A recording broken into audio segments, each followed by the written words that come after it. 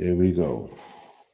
Peace, peace, love, and light to the YouTube family. Peace, love, and light to the IG family. All right. Thank both of you for tapping in. Okay.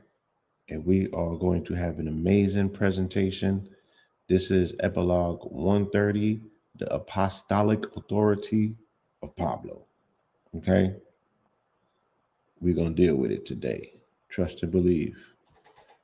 If there could be an apostolic authority for Paul, why there can't be one for Pablo? We're going to talk about it. We're going to unpack it. And we're definitely going to get into some verified pillar prophecies. You know what I'm saying? I got a whole lot of them this week alone. Or this long, should we say. You know? And I'm just being humble to keep the peace. Just being humble to keep the peace. I could talk my shit. But for the sake of keeping the peace. You know what I'm saying? Let's keep it copacetic. Because we still got work to do. Work ain't over. Let's just keep working. All right? Let's keep moving forward. All right. I'll do the preference so we can get started over here.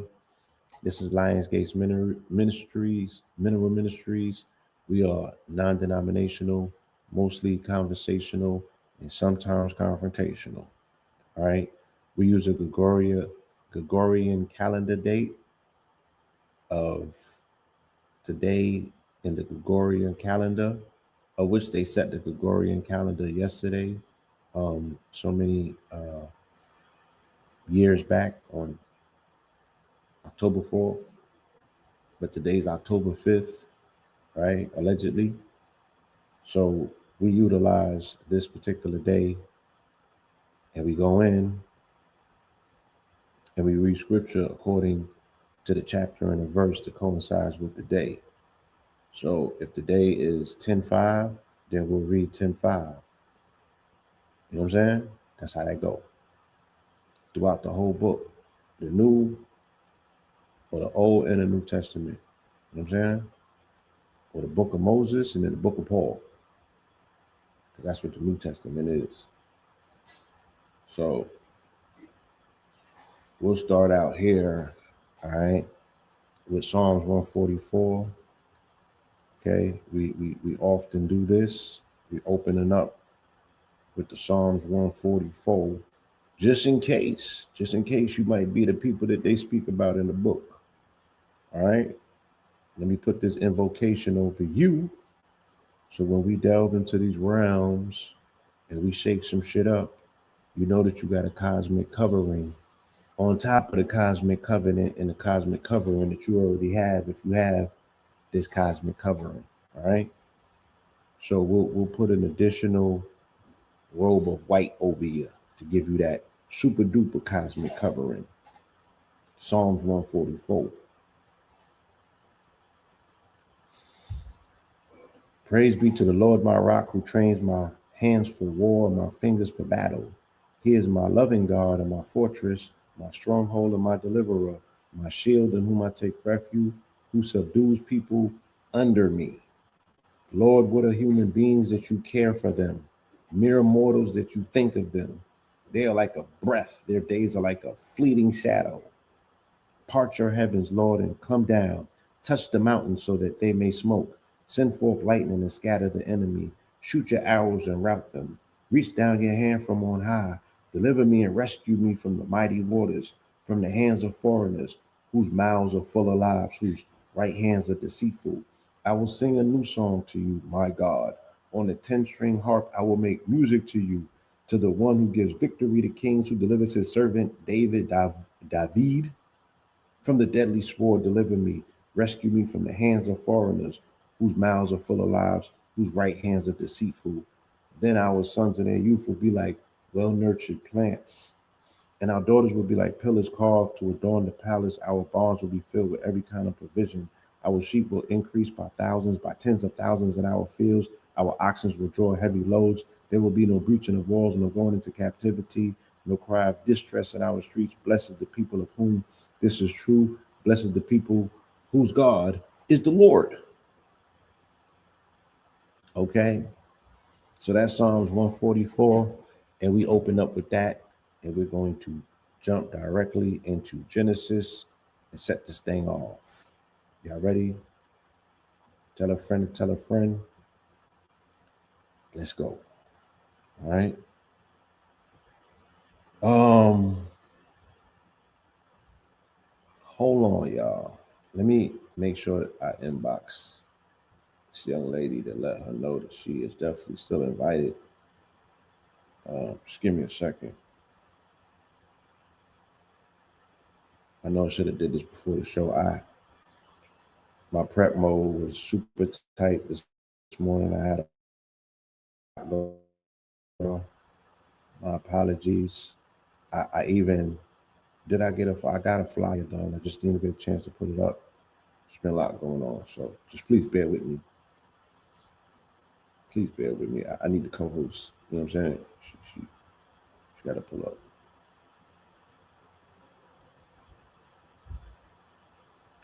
All right, let me just send this message and then we good. You know what I'm saying? I do anticipate that she will join us today. I look forward to it.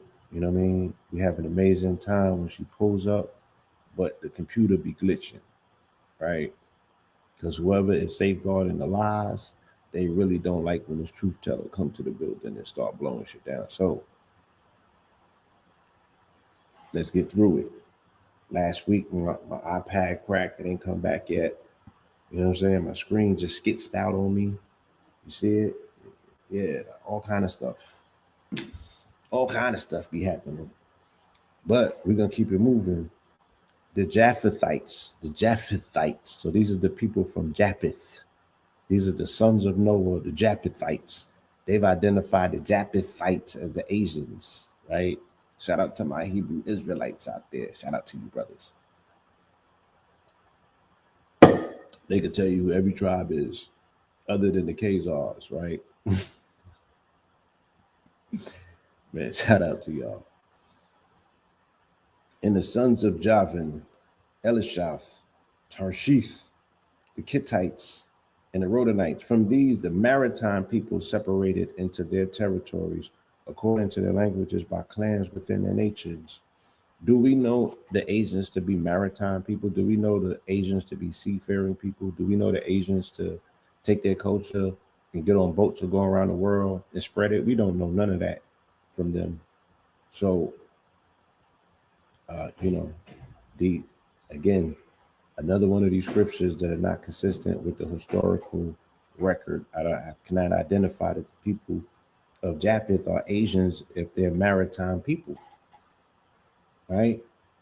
We know that the seafaring maritime people, for the most part, are identified as the Phoenicians, right? Even in Palestine today, the remnants of what was left over, the melanated people that you see in Palestine that were up in the mountains, those people were the remnants of the people who were known as the Phoenicians, who were the seafaring people who initially inhabited the coast, right? That coast, that coveted coast that they're speaking now about turning into the Riviera. That's where the seafaring people, the Phoenicians, initially were at. Then they got ran into the mountains when the descendants of the Ottomans came. Those are the Arabs that you see today that are getting punished and pummeled and bombed on. Those are not the original inhabitants of Gaza or Palestine. Those are the people that walked into an accursed land and they inherited the curse, right? Somebody got to pay the price. Somebody has to cash in on the curse of Ham. You got it over here. They got it over there because the etymology of the word Ham is a place in Palestine. So got to be careful where you run to. Let's do a cross reference before we move on from there. All right. Acts 7:26. From one man he made every nation of men that they should inhabit the whole earth, and he deemed their appointed times and the boundaries of their lands. So this is these are one of the first, because there's a lot of disparities when people read the Bible and they look at religion and they have obvious opportunities to call BS. So we're dealing with an infallible creator who makes no mistakes, right? Even to the point that this is what the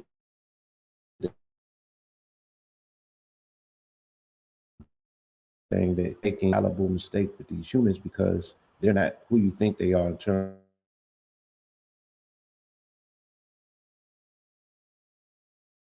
of my creations. Like he's like, I know your people better than you do. He was like, no, you don't. Game on. And they started this contract. And we have been caught in the middle of this game that they're playing, this hunger games that they're playing. But God was proven wrong right from the get-go. Because Adam and Eve was a failure, right? And then he said that there was evil in the land. Because remember, after Adam and Eve came Cain and Abel. Then after Cain and Abel comes Sodom and Gomorrah. All of this is in Genesis. Then he says these people are so. Then comes the Nephilim. Then comes the Nephilim, right? He said these people are so immoral. I have to scrap this thing and start all over again. So then he wipes out the people, but he promises Noah that he can hold it down, right? But then there's still evil in the repopulation of earth. So there had to still be evil in Noah, even though he said that Noah was an upright, righteous man. But Noah was getting drunk with his junk out when he was still 600 years old. He didn't know how to control his liquor. And because of that, his children got accursed. And that's what they say, that we're carrying that beast of that burden because we're cursed because of our elongated phalluses and our dark skin and thick lips. You know that that is some eugenics bullshit that was put in by the Council of Nicaea and the Romans. You know, you would have to know that. If you don't, then again, you've been dubiously duped into hating yourself. You know what I'm saying? And I don't know if there's anything I can do for you at this point because they got something for you, my nigga. Trust me.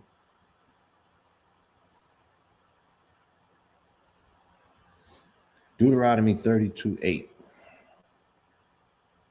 When the Most High gave the nations their inheritance, divided the sons of man, he set the boundaries of the people according to the number of the sons of God. According to the sons of God. So you got sons of God, but then you got a son of God that comes 2,000 years or however many thousand years later to finally get it right. Why you just ain't sent him to begin with? Why did you go through all of this experimentation with humanity that you had to scrap and re-scrap? And in the interim of you re-scrapping them and building up Noah, where did the Egyptians get their gods and their 5,000 year legacy to build um, structures that are still standing today? Where did the people in Indus Kush get their gods? Where did the Sumerians get their gods?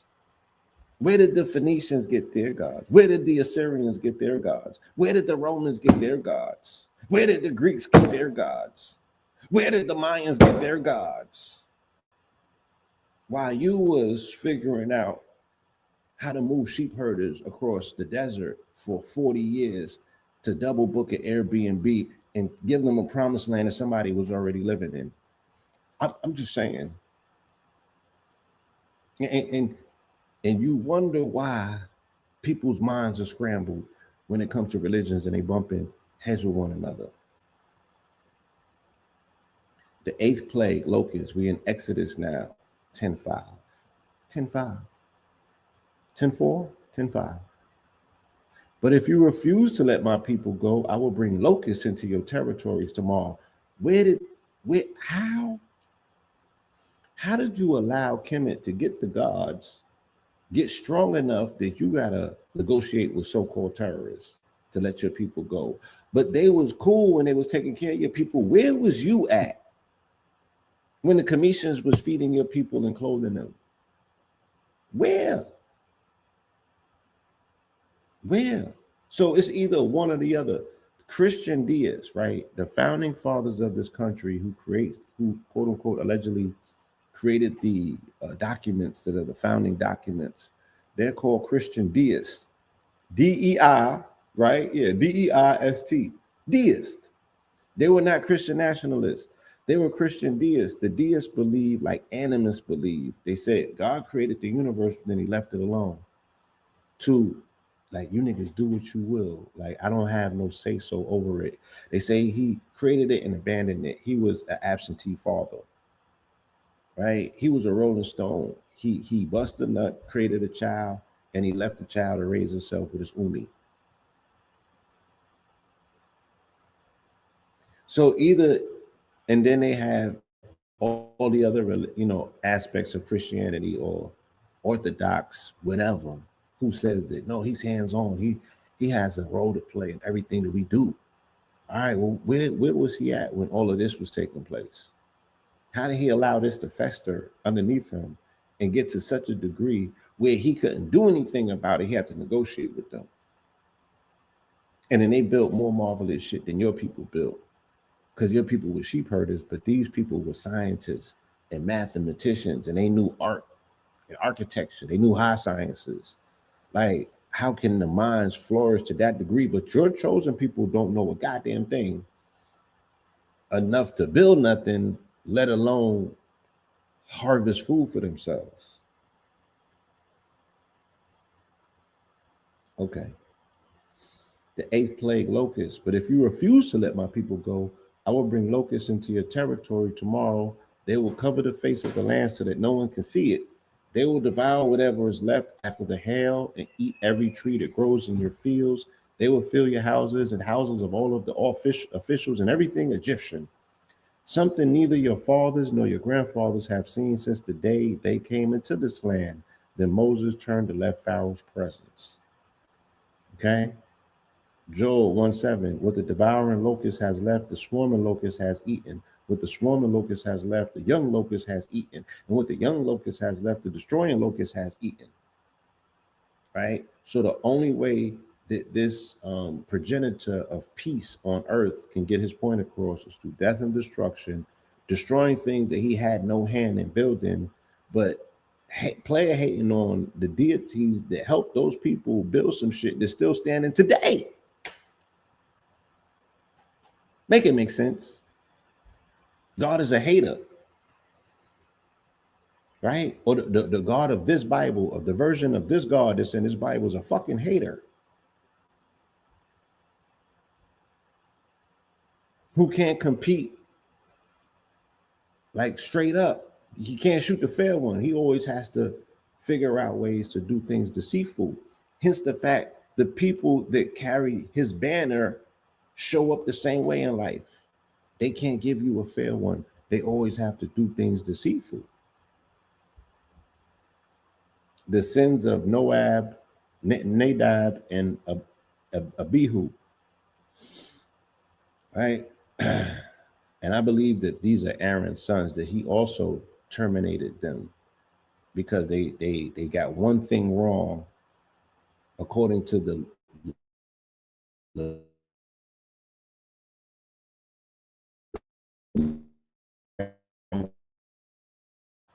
took them out.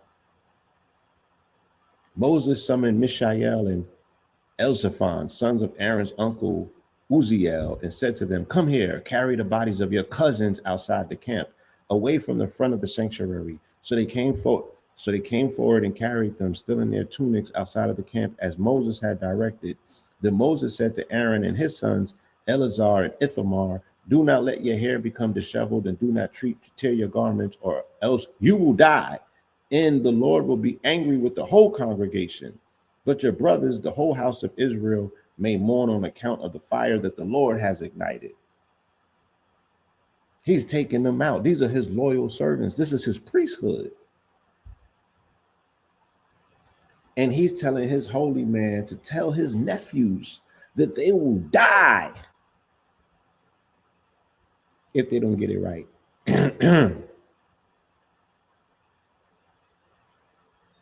Right? So this is what killed them. Numbers 3:4. Nadab and Abihu, however, died in the presence of the Lord when they offered unauthorized fire.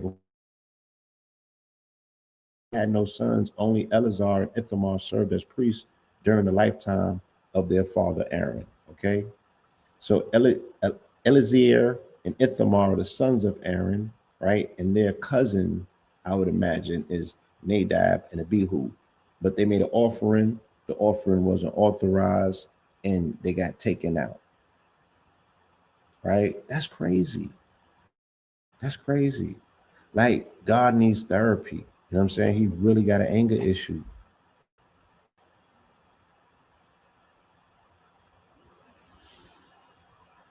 Numbers 10:5, the two silver trumpets. Right? Now you see Trump is putting his double face on a silver coin, right? And that information came out yesterday on 10:4. So I'll read to you on 10:4 what was the reading of yesterday when this news came out that Trump wants to put his face on both sides of a silver coin, right? The silver trumpets, number 10:4 to 10:5. 10:4. But if only one is sounded, then the leaders, the heads of the clans of Israel, are to gather before you. When you sound short blast, the camps that lie on the east side are to set out. When you sound the short blast a second time, the camps that lie on the south side are to set out. The blasts are to signal them to set out. So they're speaking about blowing of the trumpets, right? And what the trumpets signal. And again, trumpet blast, if you hear it once, that means one thing. You hear it twice, that's something else. So these are the dog whistles. Yes, silver atomic number is 47. You got that right.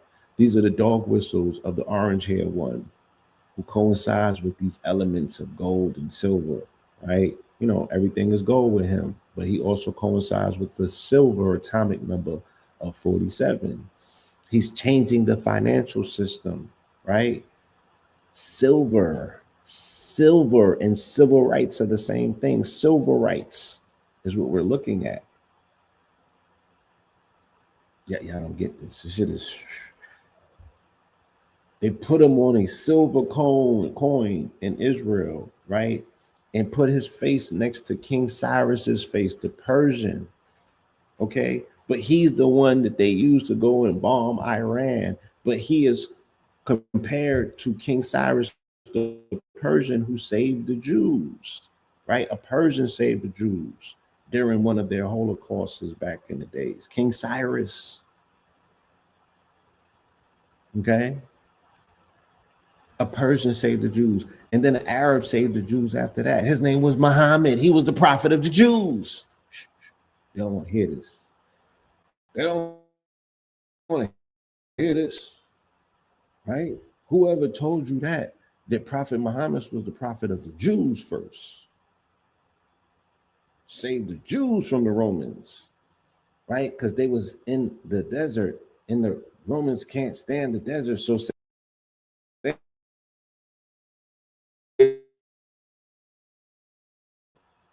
well, the equalizing force, they knew how to play in the sand. So Muhammad saved the Jews. He was their first Messiah before he, yeah, yeah. Mm, mm, mm, mm.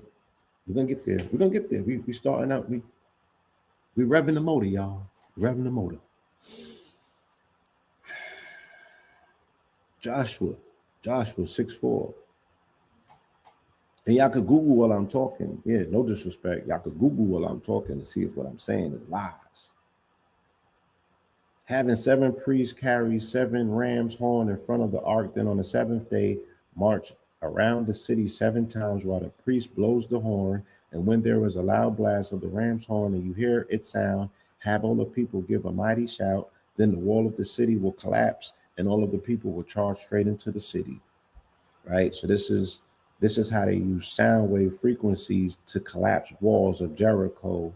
You know what I'm saying? They modulated sound as a weapon through circumambulation of understanding the science of 7-band frequencies. Right? What do we still do in our society or community with the number 7? We say that 7 is the number of God, right? But what do we do ceremoniously that utilizes the number 7 to tap into the power? Yeah, shout out to the circle 7. But are we circumambulating 7 times to do anything physically as a people? Right? Yes, to create these Tesla coils. Do we believe the science or we just reading this shit? We need to go back on that mountain and do 7 circumambulations. You feel me? The new tablets of stone, Deuteronomy 10:5. The new tablets of stone, go onto that mountain and consecrate the new tablets of stone with new commandments tied into a new covenant, understanding that if you are covered in the covenant, that is your blessing or your blessing, because blessing means blood sacrifice in etymology, right? But the blood is what ties you to the sacrifice, if you will. Shit, if you were a Christian, you definitely tied into a blood sacrifice. But so if you were a Jew, you were as well as too. The Old Testament says so. We're gonna get to Hebrews 10:5 and see what it says about that, though. We're gonna get to Hebrews 10:5 and see what it says about that.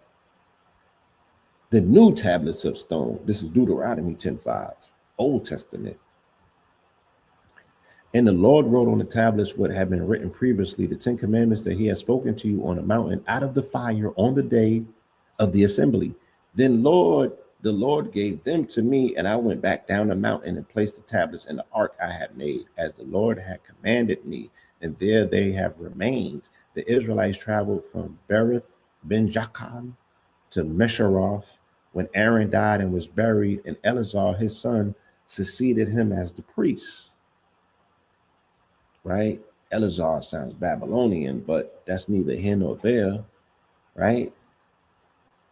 Or is it? Whose ceremonies are these?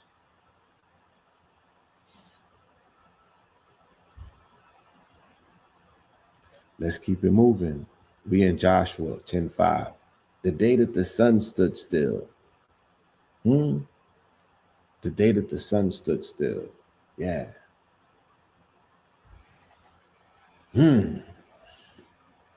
Come up and help me. We will attack Gibeon because they have made peace with Joshua and the Israelites. So the 5 kings of the Amorites, the kings of Jerusalem, Hebron, Jarmuth, Lachish, and Eglon, joined forces and advanced with all of their armies. They camped before Gibeon and made war against it. Then the men of Gibeon sent word to Joshua in the camp at Gilgal. Do not abandon your servants. Come quickly and save us. Help us, because all of the kings of the Amorites from the hill country have joined forces against us. So, as the saying goes, right? Like the Amorites or the Hittites or the Edomites, right? These are people who they're referencing to say this is more European stock. These are the people that were in the caves that came out the hills. These are the Khazars, if you will, right? Who ransacked and ultimately absconded the information and became these people through time. So these are the people who they're identifying. They're like, oh, y'all over there is down with them, then we're gonna run down on you. All of this shit was gang violence back then. This all sounds like gang banging. This is all sliding. This is ancient like biblically written, right? Joshua 9:1. Now, when news of this reached all of the kings west of the Jordan, those in the hill country, the foothills, and all along the coast of the great sea towards Lebanon, the Hittites, Amorites, Canaanites, Perizzites, Hivites, and Jebusites, they came together to wage war against Joshua. Right? They were sliding. Judges 10:5.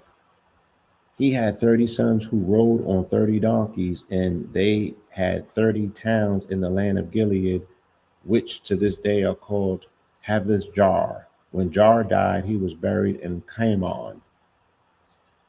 Yeah, so this is their gang. They were squad up.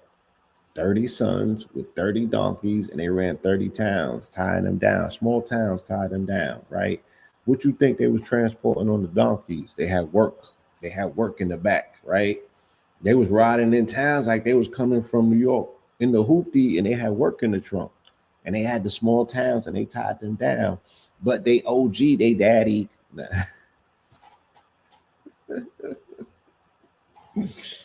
We gotta find ways to explain this shit. Judges 2:6. We're gonna do a cross reference before we. Yeah, they had spice. They had spice in the wagon. So salt would get you rich back then. Silk, just regular spices. You show up with some spices, You're going to shut down a town if they don't have spices. You getting the girl, you getting the best crib. You know what I'm saying? You're doing your numbers because you got that spice intact. It's always been like that. Knicks going for Dubs, right? You know how you gonna ride in on donkeys and have how 30 sons got 30 towns? They had the spice trade on lock. Then the Lord raised up judges who saved them from the hands of those who plundered them. Israel, however, did not listen to their judges. Instead, they prostituted themselves with other gods and bowed down to them. They quickly turned from the way of their fathers, who had walked in obedience to the Lord's commandments. Why did that sound familiar? They did not do as their fathers had done. Whenever the Lord raised up a judge from the Israelites, he was with that judge and saved them from the hands of their enemies while the judge was still alive. For the Lord was moved to pity by their groaning under those who oppressed them and afflicted them. So why he don't show up for these niggas today who are groveling, right, about the pressures of this administration under them right now? Where's he at? Show up, nigga. Why? Why niggas ain't talking about the judgment day is coming? They should be the ones tapping out waiting for Jesus, don't you think? Why would the Christian nationalists want to have the rapture while they're at the top of their game? Right? That tells you that they're mad fragile. Why wouldn't they want to gloat in this shit for another 1,000 years? Why are they ready to go so quick? I cannot understand that. But you would think that the people who was catching it, right, and getting punished and pummeled, you would think that they're the ones that are calling on, intervention from the Most High. 1 Samuel's 10:5, Samuel anoints Saul. They will greet you and give you 2 loaves of bread, which you will accept from their hands. So the 2 loaves of bread thing is a concurrent theme through the Bible. I am in the Old Testament. I am in 1 Samuel. The 2 loaves get split later on in the New Testament in Matthew's, nigga. I'm in the Old Testament and they still talking about 2 loaves of bread, right? They will give you 2 loaves of bread, which you will accept from their hands. After that, you will come to Gibeah of God, where the Philistines have an outpost. As you approach the city, you will meet a group of prophets coming down from the high place, the mountains, preceded by harps, tambourines, flutes, and lyres, and they will be prophesizing. So they was going when they was on the mountain. They had musical ceremony. We was on the mountain. We had America Sutton. She had the drummers out there, and we had the singing bowls. Right? You supposed to go on the mountains. They had they was banging shit. They was doing all of that. That's how you supposed to show up when you go to that height to speak to the Lord. They was preceded by harps, tambourines, flutes, and lyres, which are harps. They mentioned it twice. And they will be prophesizing. Then the Spirit of the Lord will rush upon you, and you will prophesize with them, and you will be transformed into a different person. That's what people experienced up there. Shout out to y'all. I'm still hearing the stories. You know what I'm saying? And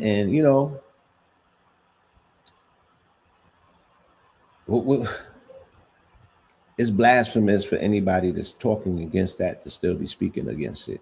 You know what I'm saying? 1 Samuel's 19:20 as a cross reference before we move on. He sent messengers to seize him.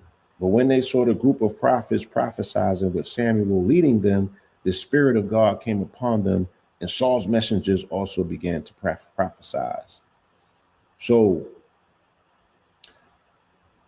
the spirit of prophecy is one that's a moving spirit. It could jump from one body to the next. Is this the same as catching tongues? Right? Interestingly enough, these Christian nationalists who come under a form of Christianity called dominionism, right? These are the evangelicals. They believe this. They believe that they're in a form of Christianity that they say they believe in supernatural occurrences. They believe in speaking tongues. They believe in walking on water. They believe in the miracle part, right? These are raptured Christians. Like these niggas is like, we need to see the miracles.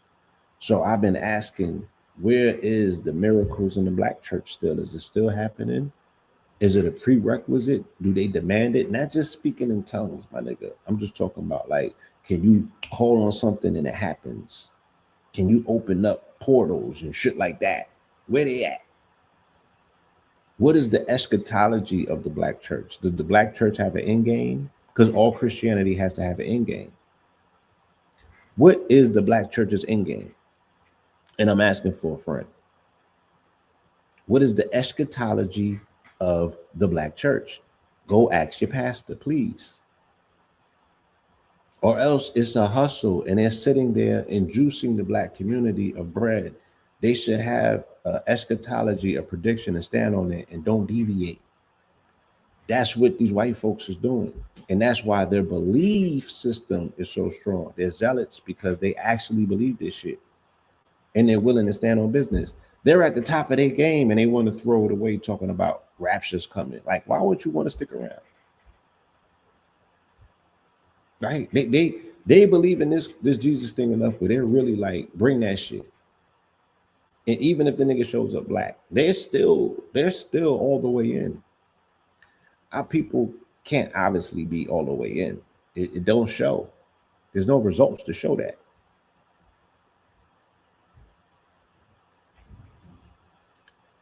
Because they don't have an eschatology.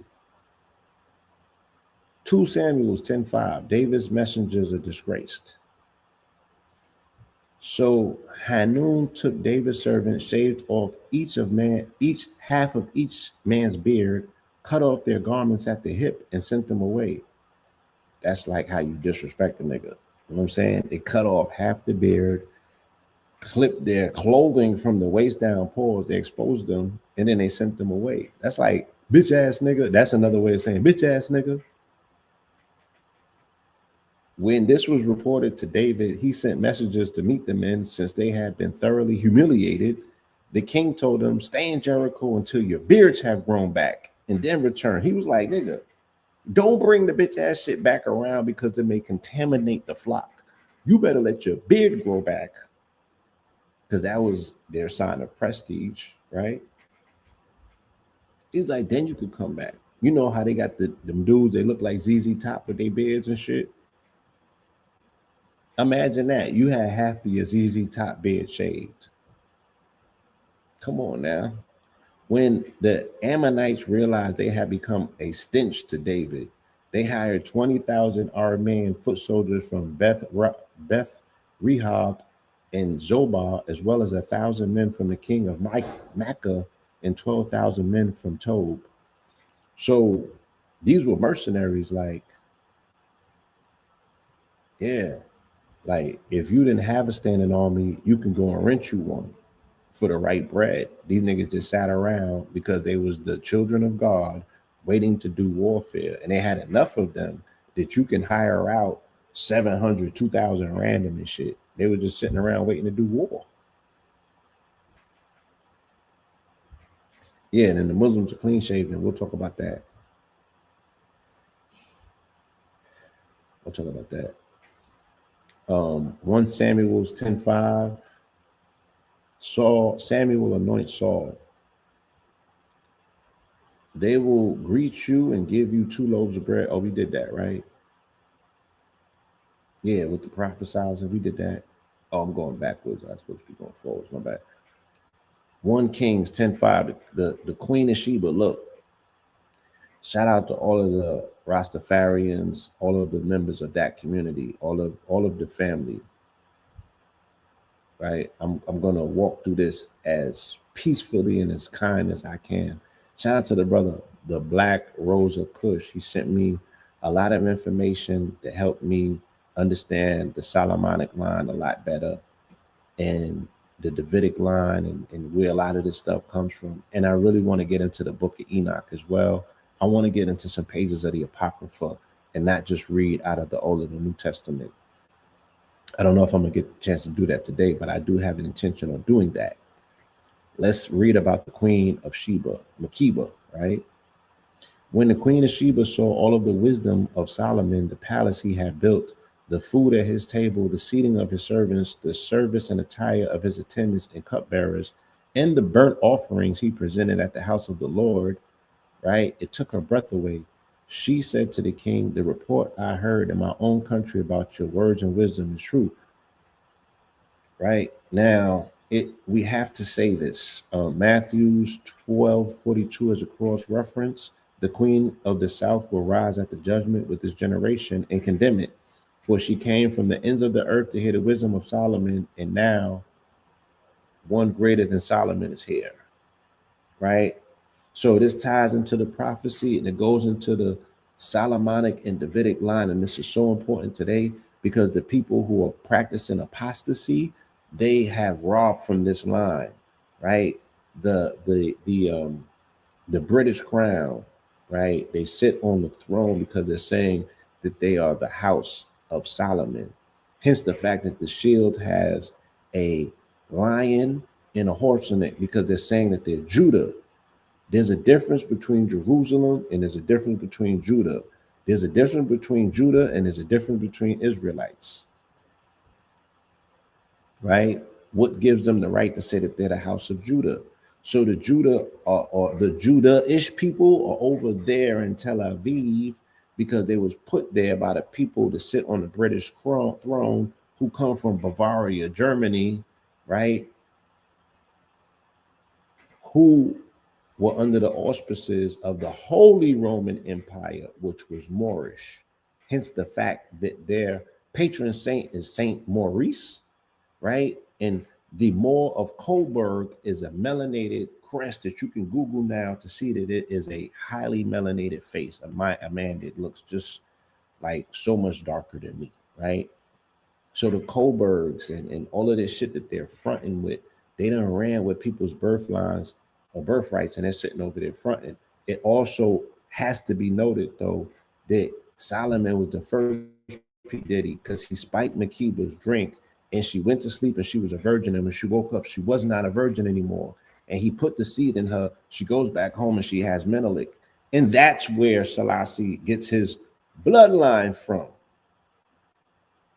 right? But to be touting Solomon as the guy, no, Solomon is not the guy. Solomon is the interloper between the demonic realm, hence the fact that he was playing with the Goetians and the seal of Solomon. And he's the intercessor between this particular bloodline that goes this way and one that goes that way. And he's the intercessor. That's why every secret society has to what? Pay homage to Solomon.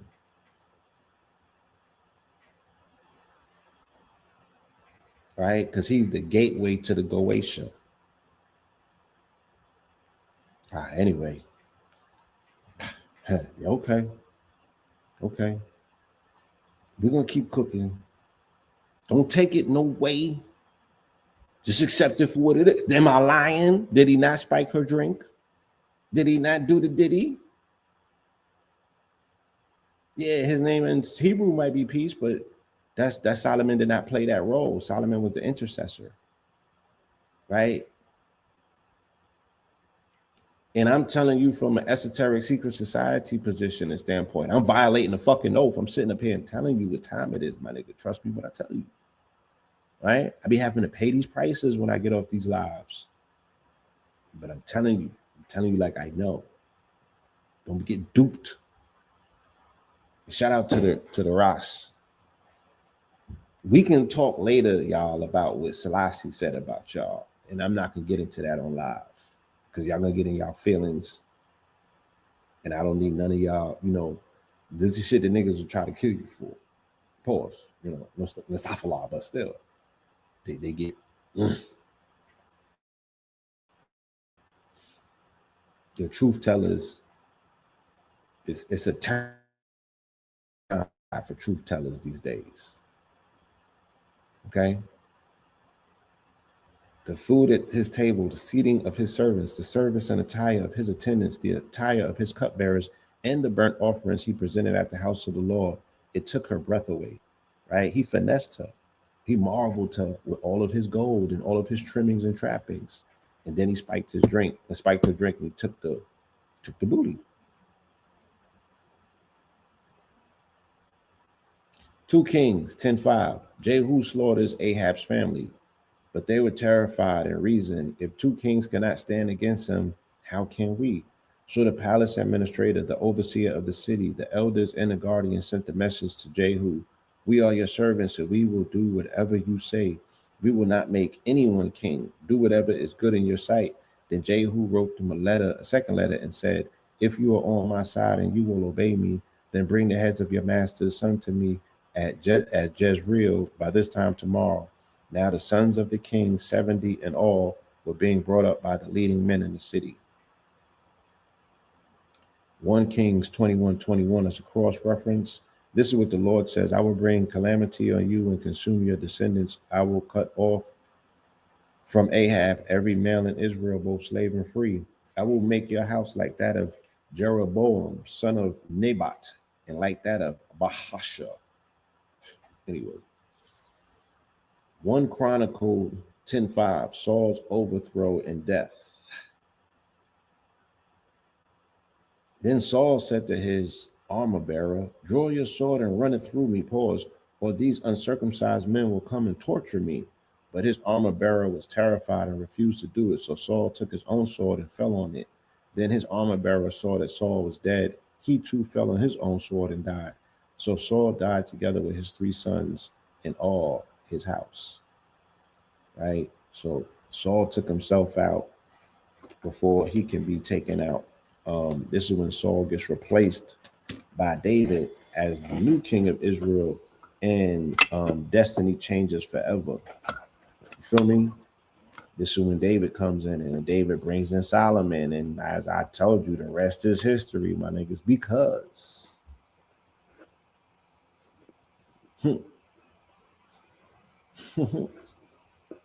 yeah, that's when they started playing double dutch, nigga. That's when they started playing double dutch, and we still here to this day.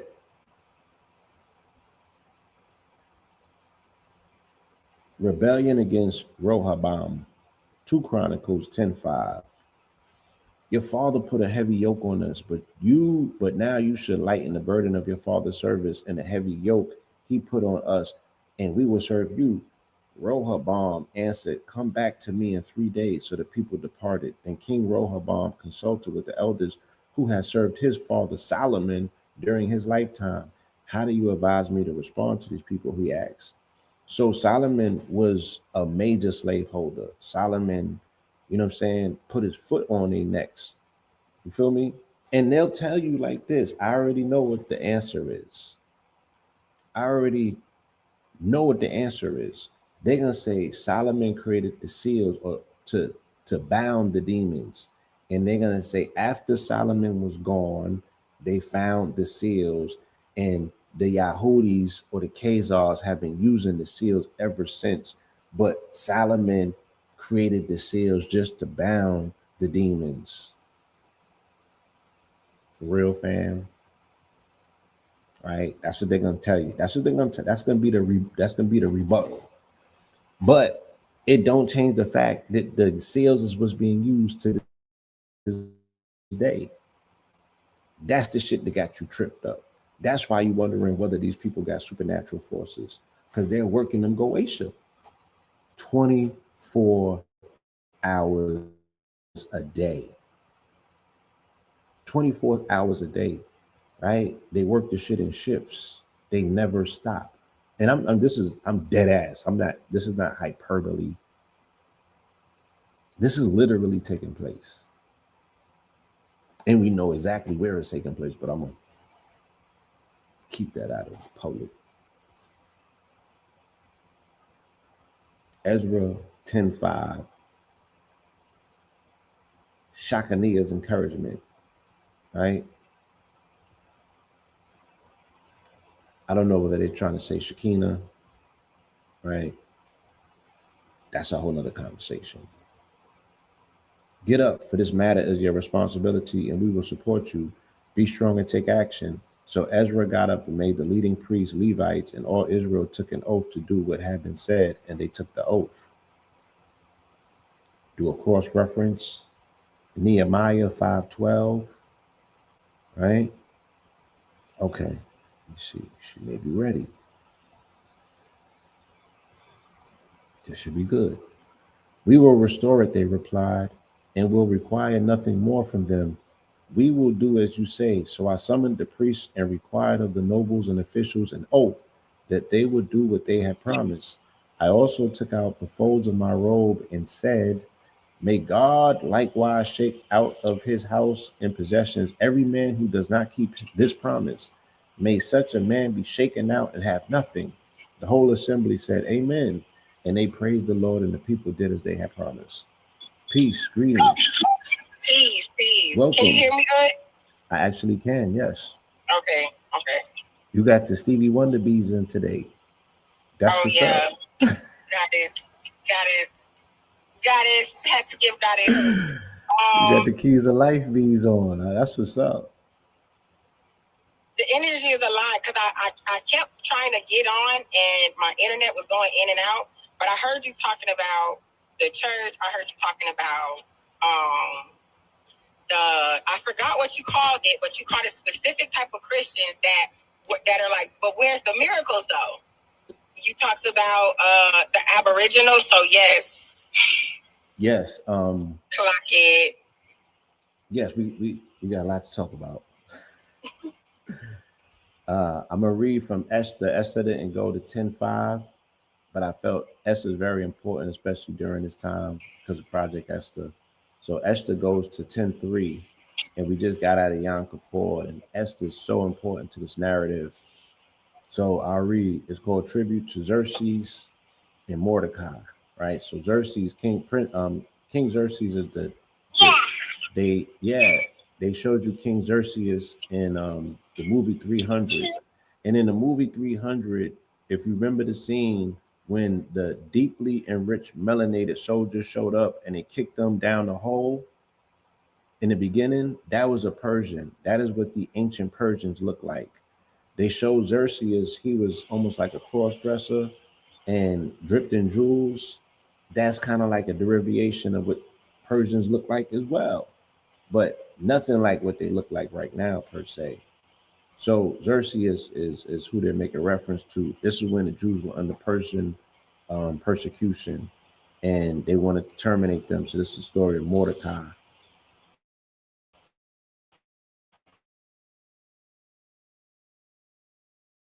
Together with the full account of the greatness to which the king had raised him, are they not written in the book of Chronicles and the kings of Media? Right? They say it's Media, but it's spelled like Media. Media and Persia. For Mordecai the Jew was second only to King Xerxes, preeminent amongst the Jews and highly favored by his many kinsmen, seeking the good of his people and speaking peace to all of his countrymen. So Mordecai is someone who stepped in for them when there was a termination edict out on them, and Esther appealed to Mordecai, and he did a favor for a neighbor, for a favor, if you will. And this is how these things happen. So they always they speak about Mordecai, and that's why they love Esther, right? And there's a cross reference to this, Genesis 41:40. You shall be in charge of my house, and all of my people are to obey your commands. Only with regard to the throne will I be greater than you. Pharaoh also told Joseph, I hereby place you over all of the land of Egypt. Then Pharaoh removed the signet ring from his finger, put it on Joseph's finger, clothed him in garments of fine linen, and placed a gold chain around his. He gave him the Rockefeller chain. If y'all think that these customs, if you think these customs are new, my nigga, trust me. He got a Cuban. He put the Cuban around his neck. He gave him the ring with the gems in it. Right. He got the advance money. Yeah, that is the equivalency to Joseph Biden's auto pen, right? Because the signet ring, once you seal shit, you hit it with the signet ring, and he put a quote unquote Jew over his entire land. Why God couldn't show him mercy? Look how he dealt with his children as compared to how God dealt with Pharaoh's children. We got to talk about this. Job 10:5. And then this is his own child speaking on behalf. This is one of his child that was able to accumulate wealth in comparison to what the Commissions had over there. Because they was wealthy. They had provisions. They had extra provisions. They was able to take care of other people's children because they had extra. Do you have the eyes of flesh? Do you see as man sees? Are your days like those of a mortal, or are your years like those of a man, that you should seek my iniquity and search out my sin? So he had, Job had issues. He was always lamenting and speaking. He was talking to God like I'm talking to God. You know what I'm saying? Like I need some answers. 2 Peter 3:8. Beloved, do not let this one thing escape your notice. With the Lord, a day is like 1,000 years, and 1,000 years are like a day. So when he say that he gonna put 1,000 years of peace on earth, they're saying that you're going through all of this trouble through rapture to just rule for a day. And then Satan comes back. Look, this is okay. Now we go back. Christian nationalist eschatology, right? I was asking the black church, where's the black church's eschatology? Because all Christianity has to have an end game, right? It's a closed system. It's not an open system. There has to be, according to their narrative, a second coming, the return of Christ. And there's postmillennialists, and there's premillennialists. And these are two different sects of Christians that believe what is necessary to bring about the second coming. Some of them think that the world has to be. Hold on. I know we can. This is what they believe. These are the people that are technically in control right now, manipulating government to bring about this. You feel me? So I just want us to be clear as to what's going on and why they move through it the way that they do.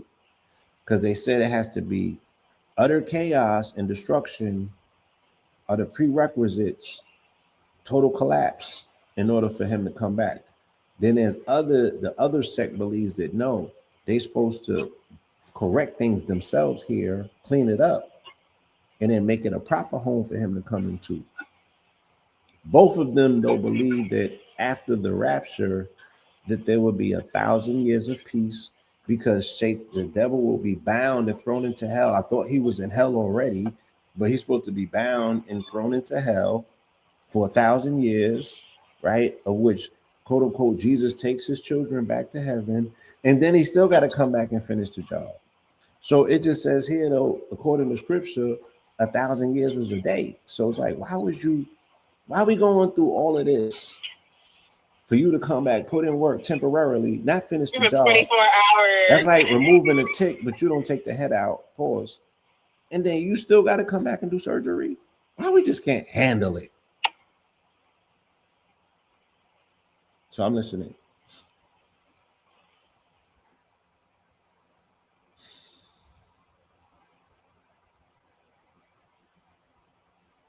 You want to say something? Yeah, I was saying that in the book of Revelation, when it's talking about when Christ comes, it actually gives us an exact and precise timeline. It tells us certain.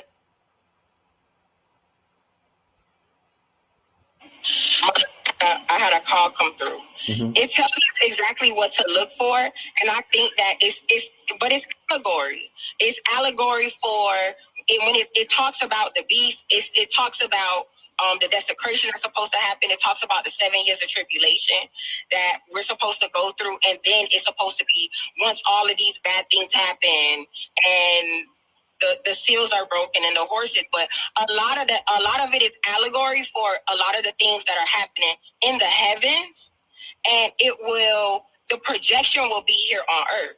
So when it's talking about these 7-headed beasts and these beasts that have 2 tongues and shit like that, you're talking about somebody that got 7 different personalities. There's 7 different entities operating in that vessel. You're looking at one thing, but you can't even trust what you see because now they got a double tongue. They talk this way, then they talk that way too. So when in order to understand what's going on, we got to be able to really break down the poetry that is the book of Revelation, because it's a poem. Right, a parable, right. The enemy have the book too. So we can't know and they know. Right. So the rapture is a connection. It's consciousness. A lot of people are suffering because they are not connected. So imagine you're going through life and then life is going, it's literally telling you life is about to get harder for every freaking body. So if you don't have something to anchor your soul onto, then how you know you going, because even the ones that got an anchor still trying to figure it out. You know? So that's my take on rapture. That's my take on, you know, I think that everybody's waiting for somebody to come out of the sky. But if you're waiting for somebody to come out of the sky, then you're plugged into the matrix. Because you can't tell me that sometimes the stuff that happens in the sky is not they little magic shows. I know I can do, I know I got magic shows. So imagine what they got going on. Imagine what they can do. I know if I cry, it rains. That part. Right. Well, you connected to something, and I don't know if they are as of yet through automation and through machinery and mechanics and you know, there are things they are able to perform these feats, but they are very much, you know, still intimidated by the fact that you can, you know, with your connection. And we all can. We definitely all can. Yes. We definitely all can. Proverbs 10:5. These are Solomon's Proverbs, right? The title of it is the Wise Son. Idle hands make one poor, but diligent hands bring wealth. He who gathers in summer is a wise son, but he who sleeps during harvest is a disgraceful son. Blessings are on the head of the righteous, but the mouth of the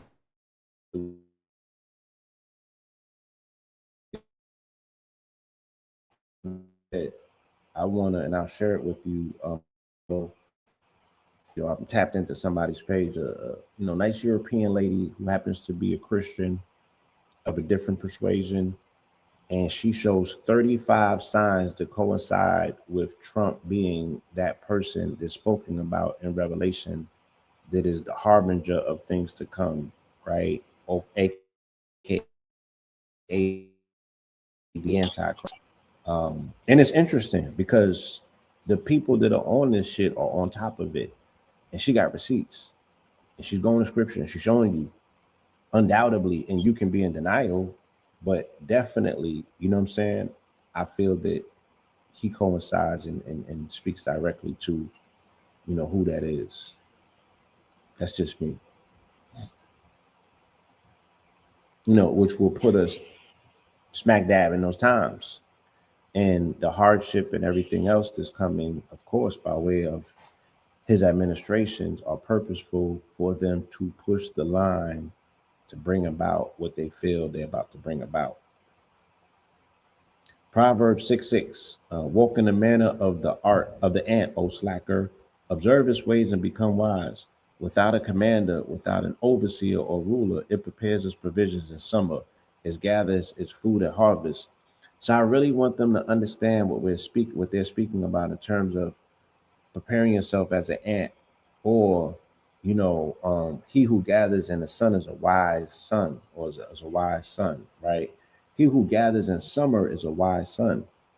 So they're speaking about, once again, your covenant, your covering of your covenant is this melanin, and your ability to absorb these sun rays and convert sun energy into everything that's needed and necessary for you to operate this quantum computer. Because in the harvest seasons, it will pay off. In wintertime, you don't have access to vitamin D, right? So regardless of all of this, whatever they talking about, you know what I mean? It still comes down to your biology. It still comes down to you and your temple, where Christ exists, where the kingdom is within. Are you caring for it? Are you mindful of it? Do you know how it operates? You know what I'm saying? Are you being tricked out of it by these people's propagandas talking about everything other than what matters the most, which is your biology? So, Ecclesiastes 10:5, wisdom and folly. If the ruler's temper flares against you, do not abandon your post, for calmness lays great offenses to rest. Did you hear that? If the ruler's tempers flares against you, do not abandon your post, for calmness lays great offenses to rest. There is an evil I have seen under the sun, an error that proceeds from the ruler. Folly is appointed to great heights, but the rich sit in lowly positions. You feel me? It don't matter their riches or their wealth or their machinery or their AI. If you tap into the life giver, if you tap into that thing which is going to give you the energy and the information that's needed and necessary for your life and your longevity, because ultimately that should be what all of this is about, then, forget what they're talking about. Or forget their maneuverings. It's not going to work in the long run. But you have to be around for the long run. So you have to take care of yourself today. I want to do another cross reference and I want to hear your commentary. Proverbs 30:21. Under three things the earth trembles, under four it cannot bear up. A servant who becomes king, a fool who is filled with food, an unloved woman who marries, and a maidservant who supplants her mistress. Mm. That was deep. We could do a whole show unpacking that Proverbs. That was kind of deep right there. A servant who becomes king, a fool who is filled with food. Read it from the beginning again. Under three things the earth trembles, under four it cannot bear up. A servant who becomes king, one. A fool who is filled with food, two. An unloved woman who marries, three. And a maidservant who supplants her mistress, four. Mm. Mm. Mm. That sounds like soap opera fire right there. That one verse could get its own. Get its own show. Its own show. We'll come back to that. I'm gonna screen that and notice how it's four different scenario. I'm about to prompt the script out of that. I'm about to make my own Housewives script out. Going in. That's 4 seasons. I'm about to drum that up. Give me the modern day context of that, chat. We're gonna have fun with that one, but we'll get back to that. Isaiah 10:5. Judgment on Assyria. Woe to Assyria, the rod of my anger, the staff, in their hands is my wrath. I will send him against a godless nation. I will dispatch him against a people destined for my rage, to take spoils and seize plunder and to trample them down like the clay in the streets. So that's the judgment on Assyria. Okay.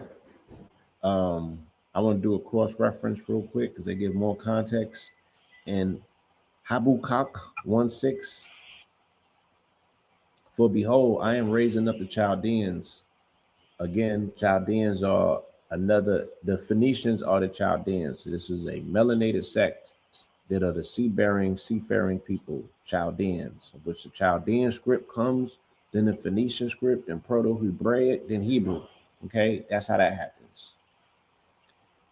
For behold, I am raising up the Chaldeans, that ruthless and impetuous nation which marches through the breadth of the earth to seize dwellings not their own. They like niggers. They are dreaded and feared. From themselves they derive justice and sovereignty. Their horses are swifter than leopards, fiercer than wolves of the night. Their horsemen charge ahead, and their cavalry comes from afar. They fly like a vulture, swooping down to devour. So this cross correlation that they're making as well, because when they reference Assyrians, we got to know who the Assyrians of ancient are. But I'm listening.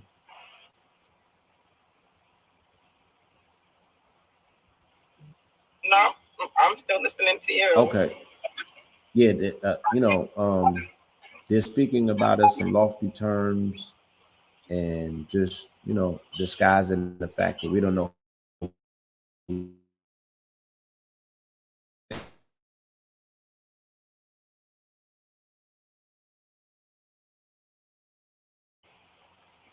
of which or language itself. And they were speaking about these people are a sovereign people. These people are, again, they told you about them being horsemen and cavalry. I told you that we are the original horsemen. So now we're in Jeremiah 10:5, and this is the sovereignty of God. It all connects. It all connects. They adorn it with silver and gold and fasten it with hammer and nails so that it will not totter. There's scarecrows in a cucumber patch, like scarecrows in a cucumber patch. Their idols cannot speak. They must be carried because they cannot walk. Do not fear them, for they can do no harm, and neither can they do any good. There is none like you, O Lord. You are great, and your name is mighty in power. My whole volume had went out for like 5 minutes there. You want me to do it again? Yes, please. Yes, somebody reminded me the ancient Assyrians, these are the melanated empires of Iraq. These were when you go to our people that served when they went to Iraq, when they went to Mosul, when they went to Fallujah, there was certain areas that they went and they found black people there. And they didn't know. There was so many melanated people in Iraq, and these are the ancient Assyrians, the ancient Babylonians. These are the ancient people of Iraq, Baghdad specifically as well. George Bush spoke about it. I think Trump even spoke about it. That there was so many melanated people that were uncovered. They clipped the people off first. Oh no! Yeah, early in the game. The sovereignty of God. They adorn it with silver and gold and fasten it with hammers and nails so that it will not totter. Like scarecrows in a cucumber patch, their idols cannot speak. They must be carried because they cannot walk. Do not fear them, for they can do no harm, and neither can they do any good. There is none like you, O Lord. You are great, and your name is mighty in power. So they're shitting on, people that had these quote unquote gods that were made out of straw and wood and statues and shit like that. But they over here making effigies out of Charlie Kirk and shit like that. Anyway, I'm gonna do a cross reference. This is Isaiah 44:9. All makers of idols are nothing, and the things they treasure are worthless. Their witnesses fail to see or comprehend, so they are put to shame. Who fashions a god or casts an idol which profits from nothing? Behold, all his companions will be put to shame, for the craftsmen themselves are only human. Let them all assemble and take their stand. They will all be brought to terror and shame. So this is them player hating. They're juxtaposing and they gotta shame other people's traditions in order to bolster theirs up. You know what I'm saying? That, and juxtaposition is the name of the game. Ezekiel 10:5, God's glory exits the temple. Then the glory of the Lord rose from above the cherubim and stood over the threshold of the temple. The temple was filled with the cloud, and the court was filled with the brightness of the glory of the Lord. So we spoke about last week that they identified that God travels on the cloud, right? The glory of God is the fire in the cloud, or the face that you see in the cloud is the fire. And that's the providence of God. And he travels on that in front of the tents when Israel is going to war. And whenever the ark is in the covenant, he's protecting it, right? When the Lord commanded the man clothed in linen, saying, take fire from within the wheelwork from amongst the cherubim, the man went in and stood beside a wheel. And that's funny. Like this morning, I rose and Spirit had me go and look up research the Oraphim, the wheels within the wheels. Because I seen footage earlier this week of a friend of mine. His name is Fallback Page or something. Shout out to the brother. He posted some content about them. They just turned on some telescopes, and day one that they turned on the telescope, they seen about 20,000 objects moving towards Earth. And people was in the comment section saying that it was, fake and Project Bluebeam, and so many people are just not buying into this aspect of ships. But they're religious though. They're waiting on angels, but not ships. And I'm like, they didn't identify what those objects were, and I'm just confused with, again, the eschatology of Black people in particular, that they believe in things, but they don't go all the way with it. They want something to come, but they don't even expect to know what it looks like. And if their own people showed up, they wouldn't even accept them because they don't look like white Jesus or white angels. So I'm like, it's just a weird place to be in, where you like, y'all can own this if you choose to, but they don't even get to play. Most of it is just social programming, because whether you subscribe to Christianity or not, you're taught white Jesus. That's all you see. You see white Jesus. You see white angels. You see a human with wings. They don't even know what an angel would really look like. A lot of people don't even know the current way that spirit communicates to us, because it changes in seasons. It's not always the same. The message be the same, even when it's coming through different sources. But the way that spirit communicates, and I'm pretty sure in Babylonian times they wasn't seeing 444 on the clock. They wasn't coming across 1111. You got a point there. Maybe some of them were the ones that were, the scientists, but to be a scientist was to be a priest. But they, so they ain't right about it. We ain't read it yet. My problem with the way that a lot of modern day, I call it commercial Christians, think, is that they are one-sided. They are so right-brained, and they don't understand that everything else, all the answers, is left-brain. It's all in the feminine aspects of Christianity. And a lot of times when people see... They're left brain, you're saying, because the right brain is feminine. That's the 90% that they don't use. And again, like you said, that's the signaling of what the Aquarian age represents, the return of the 90. They're stuck in the 10. That's why they have to tithe in the 10. It's all left brain. Yeah, it's all masculine dominated. And a lot of Christians don't like the word ritual. They hate that word. But it's a prerequisite for them to participate in religion. It's literally the thing that actually initiates them into their Christ consciousness. You don't get Christ consciousness without ritual. And a lot of them do rituals, but they don't acknowledge it. And so their rituals don't have power. And then when they see somebody that can do things and still claim Christ, it's so bothersome. But like I said, spirit communicates differently in different times. And to be honest, ritual is the most ancient thing that we can do. Ritual is like mathematics to somebody who deals with money and materialism and stuff like that. It's the same. Ritual is to spirit what math is to the world, the way the world works. The world works and communicates through math. God communicates to the material realm through math, but God communicates in the spiritual realm through ritual. A lot of people lighting candles, but they're not reading them. Having dreams, but they're not uncovering it. Not interpreting, right. Reading the Bible and then taking it literal. And so they want to see those same miracles that they seen in the Bible. But what you don't understand is your brother, your cousin getting off crack. You get what I'm saying? That's a miracle. That's a miracle. Because that was a stronghold. That's a miracle. Even a crackhead being alive for 30 plus years. That's a miracle. We're watching a miracle. We're watching unprecedented favor on this person's genetics is doing everything they can to destroy them, but it's still robust. I heard a phrase. It was called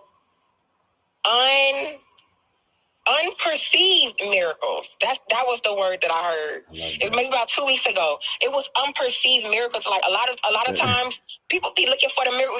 If you really sit and think, I love the fact that you alive, that's a miracle for a lot of people. Miracle. The fact that you're alive and well, that's a miracle for a lot of people. The fact that you're alive and well and in your right mind and well fed, that alone is a miracle, especially when everybody have some sort of things that they've had to overcome or, be challenged against, whether it was small or whether it was big. It's just about your capacity. Absolutely. So a lot of times, a lot of people need hope in times like now. And a lot of people are literally missing the mark because of these social paradigms and these restrictions and limitations that they put on this right here, when this is the dang on key. And you can only go as far as you can think. God damn, that's a whole word right there. You can only go as far as you can think. You can only go as far as you can think. And a lot of people got ceilings. And that's crazy. But, it's not always tapping that real spiritual path, that real spiritual work. That's not easy because shadow is at the door. Shadow guards the door. And it's like, oh, but remember all that shit that happened when you was little and you tried to just forget about it? Yeah. I developed complexes because of that. So let's talk about it. Before we open this door, let's talk about it. And a lot of people don't. They don't sit and have those conversations. They don't sit and have those uncomfortable conversations just with themselves. Because I was my next question was, well, who do they have it with? You know what I'm saying? Other people, psychology of a troll. Projecting. You, but what you didn't know. Your shadow's talking loud. It's at the door. Open the door. Somebody's knocking at your door and you ain't answered.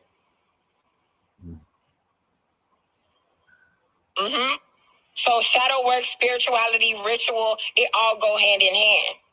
And what people are going to start to see is that your economics will be tied to your spiritual bank account.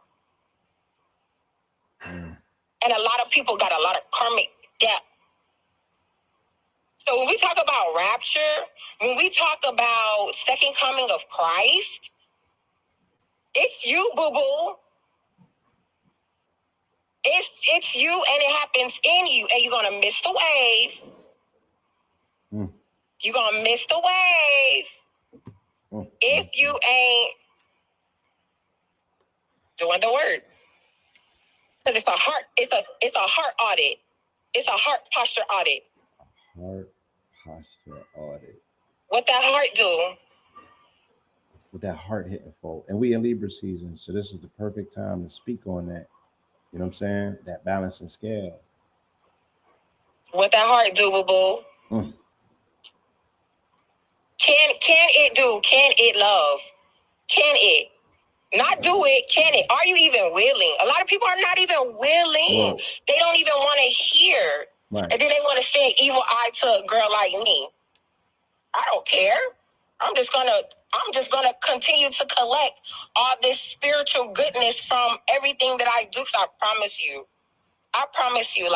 even just with me sitting, because I had to sit in a car because the house be too loud. And I'm like, if I don't do anything, I'm dedicated. If you have me here, I'm gonna be dedicated to get here. I don't care if I gotta crawl in through the door. Okay, I always answer that door when that door knock. Okay, so even while I'm sitting here, everybody came to the car asking, "Where's the bleach?" Come on now, leave me alone. But the work is never easy. Yeah, it gotta be some. The work is never easy. And this is why your heart gets weighed against.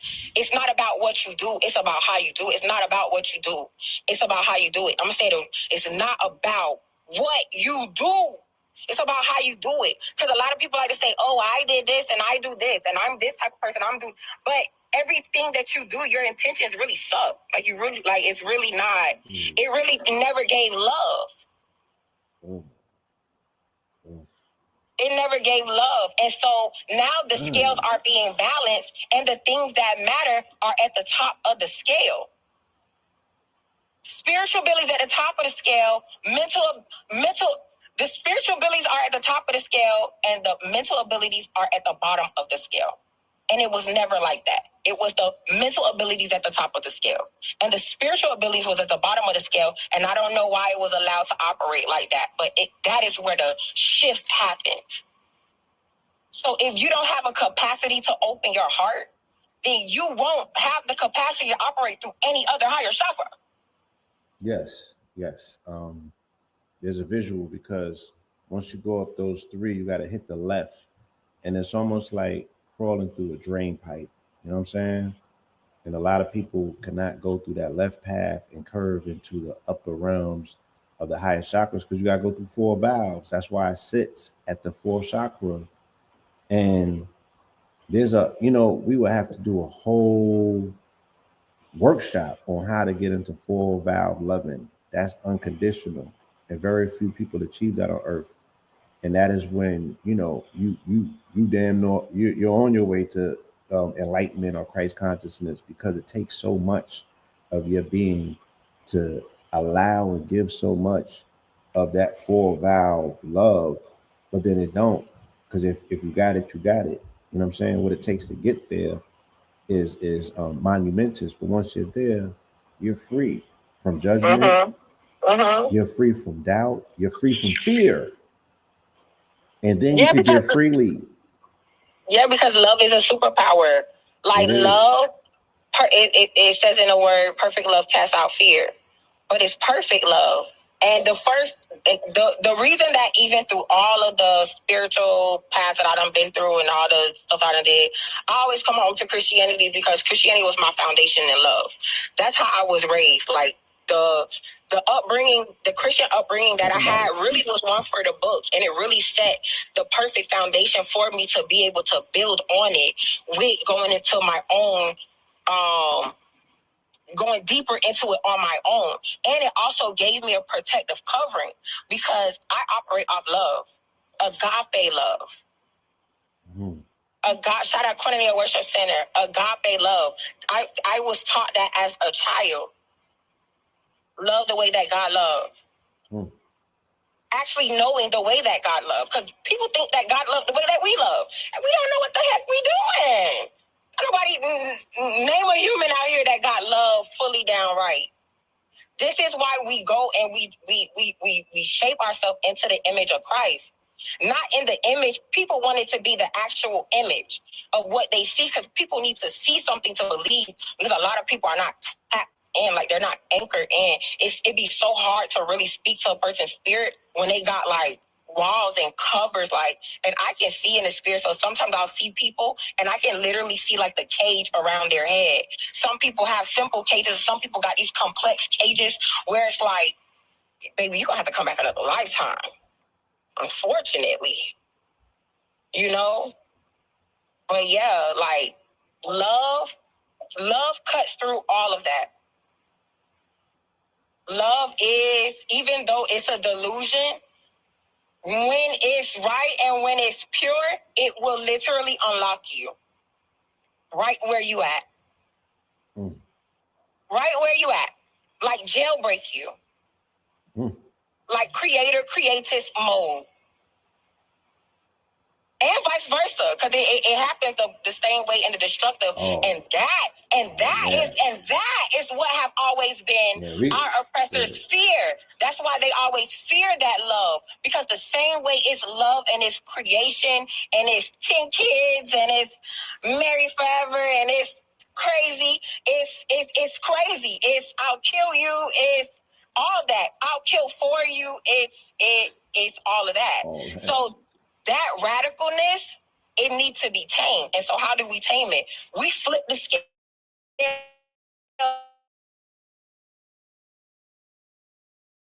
Go. Because we need money in order to protect the love. But you need the money to protect the love, because Christ ain't in it. So y'all loving and ain't doing no miracles. Y'all loving and not changing the world. I don't care even if it's in a bedroom. That should have ripple effects in your community. So it's a lot of, I'm just saying, just as Black people alone, we can come together and have fun and shift the frequency. So imagine when we come together in love. So imagine if just in a single household, people are coming together and literally like making love. Nobody's making love anymore. Everybody's making struggle. Everybody's struggling to get by and making support. Nobody's making love. Everybody's making support. Man, that was a word. Everybody's making support. Struggle love. That's a real struggle love. I don't want that. I'd rather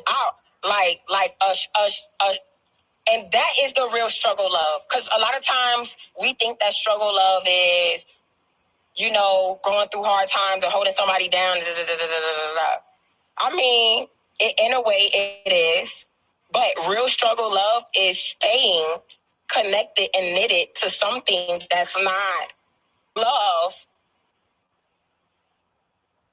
For what? For what? Oh man, this is deep. Answer that shadow knocking at that door and ain't nobody answering.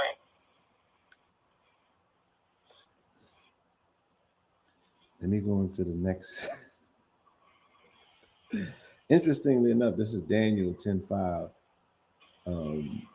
And I know that's going to segue perfect. Just feel it. Daniel's vision by the Tigris River. On the 24th day of the first month, as I was standing on the bank of the great river, the Tigris, I lifted up my eyes, and behold, there was a certain man dressed in linen, with a belt of fine gold from Uphath around his waist. His body was like beryl. I mean, he was black. His face like the brilliance of lightning, his eyes like flaming torches, his arms and legs like the gleam of polished bronze, and his voice like the sound of a multitude. And we're going to cross-reference this with Revelations 1:13.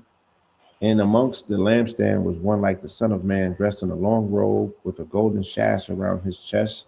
The hair of his head was like white, like wool, as white as snow. His eyes were like a blazing fire. His feet were like polished bronze refined in a furnace. His voice was like the roar of many waters. You know, and it harkens and it speaks back, you know, to the fact that we came covered in this cosmic covering, the ability for the adversary to have us hate our own covenant, our own blessings, our skin, you know, the thing that we're coated and clothed in. It's impossible for you to achieve and reach the level of love that we're speaking about if you believe the lies that were told to you about who you are, where you come from, and you know what your blessings is versus what it isn't. And I see that a lot. You know, I'm seeing that a lot on my timeline. And, you know, Shada Shakur and her transitioning is kind of a perfect example of what you're speaking about in terms of having a love to the struggle, you know what I'm saying? And holding on to the nostalgia of it, if you will, right? But really not loving life enough. The comfort of it. Not loving victory or the taste of victory that comes on the back end of the pain of suffering, to say that everything that I come into contact with, I'm gonna modulate it to advance whatever the revolution is. So the struggle cannot be, it could dissolve like sugar and water. But that sugar water is something that now we're tweaking on, and it's almost like we're addicted to it. So how do we validate her sacrifice or her struggle if we have not revamped our answers and our solutions for them? We're stuck in nostalgia of, oh, these people were struggling. And now look, people are being rolled over, bulldozed over, and they don't have no semblance of the revolution that these women had 60, 70 years ago. They're going to hold on to her as a motif of what should be done, and they don't have the same love for themselves or their children or their future to do those things today. Well, you see what they did to all of our Black love images that we had. You see what they did to Bill Cosby. Now you see that we got this. It's a lot of crazy, weird, crazy, freaky stuff that they got going on. We know, and yeah, it probably was true. It probably wasn't true. But guess what? The fact that they pick and chose the ones that they pick and chose, it's modern day lynching. Mm-hmm. It's modern day lynching. We got to destroy the character, because when we destroy the character, we destroy the image. So it's like, what do people really have for it to look forward to see what a love look like?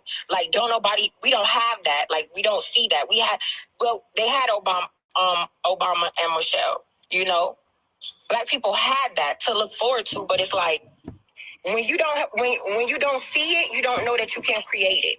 All right, then I saw them destroy that, and they came. They don't even show it on TV anymore. They are not, because of what happened with the Cosby case. They don't even show that show on TV anymore. Right. But at the same time that was happening, the dad from Seventh Heaven was going on his case about the kids that was on the show, and they still got it on TV. And he was a pastor. Ooh.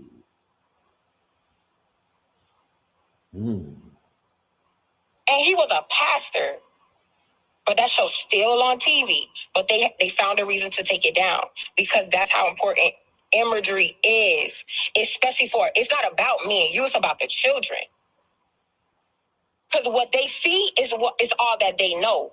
They know also what they hear, so we can plant them seeds, but we gotta bet on a prayer. That's why our grandmas used to pray for us. Yes. We have to bet on a prayer that something don't pluck that seed out, and that seed can take root, and that the child know how to water it, to grow it, and to bloom it once they get to that certain stage where they need to. But a lot of the children are getting lost in the imagery, and it's like, to be honest, the mindset right now is like, F love, you got to get money. So, money is everybody God. Everybody serving mammon. Everybody want money. Everybody on money time. And this is what I spoke about. And because when I speak about this, I don't be know whose feet I'm finna step on. This is the dichotomy and the shift that I spoke about, that I observed with Pac, and in relations to him being a torchbearer of the struggle in that bloodline. When he got some bread and he got elevated to a certain position, you know what I'm saying? It was about that mammon. It was about that bread. It was about worshiping these people's God and almost turning your back on the struggle. Yeah, they made references, and he kept, certain things up in the music to keep the people's name alive.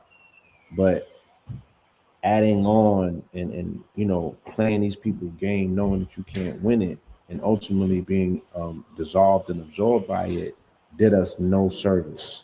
And we're still stuck here with the lyricide that he propagated in his music, and that has become culture. Because that open fissure, that open wound that was created by him banging on another artist at the height of his career, creates drill rap, in my opinion. Creates Children on Demon Time, in my opinion. You know what I'm saying? So it is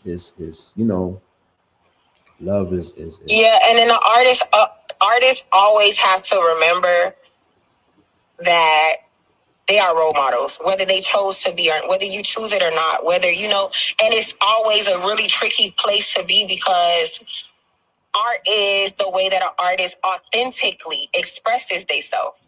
So, but I heard Beyonce say something one time. She said, nobody's making like projects anymore. Everybody's just making singles and singles and singles, and just trying to get on the boards, and just trying to, everybody's basically following the algorithm. Yeah, but nobody is using art to transcend some shit they might be going through currently. You get what I'm saying? Like, nobody's actually using art to heal. Nobody, like, as an artist, using their art to heal, using their art to, like, it should be projects. I should be able to see how you've grown through your life. That's why when Jay-Z dropped 444, he understood the assignment. The assignment was always for him to grow. See, they didn't allow Tupac to grow. They had to take him out, because if he would have grew, his music would have grew with him. And imagine Tupac dropping a song today. Tupac took Tupac out. Let's be clear. I'm just saying, though. He had a complex. He had a self-fulfilling prophecy that was completed. Tupac took Tupac out. With his words first. Yeah. With his words first. Somebody made good on the promise, but Tupac took Tupac out. You know what I'm saying? And Tupac continues to take out these children in these streets every single day. Because the hate that you gave little infants ended up fucking everybody. And we can't unfuck it because he's such a symbol of the culture. If we can't single-handedly blame him, though. I'm not single-handedly blaming him. I'm just saying that he ended up becoming Megatron. You know what I'm saying? But he ended up becoming a product of his environment. Granted. And again, the story of his people, with it, they fought for the environment to become a product of them. He got flipped as a Gemini. Now we watching, reality has given us the opportunity to watch these Geminis, right? Watch the dichotomy of this shit. You feel me? He became, yes, he became the edifice of the undoing of his people's great work at the time of his transition. Just like I'm telling the story about Solomon. I'm sure Solomon started one way, but the way that he ended and the way that the people to this day have been able to utilize that particular ending or that open and that fissure, those deals that get made in the darkness, because he made a deal in the darkness. When Suge came and he made that contract on that toilet paper with David Kenner, that's a deal in the darkness to get you out of hell, purgatory, which was part of your self-fulfilling prophecy. And then you get what you get. But I want to get into this next piece of scripture real quick. This is Hosea 10:5. Retribution for Israel's sins.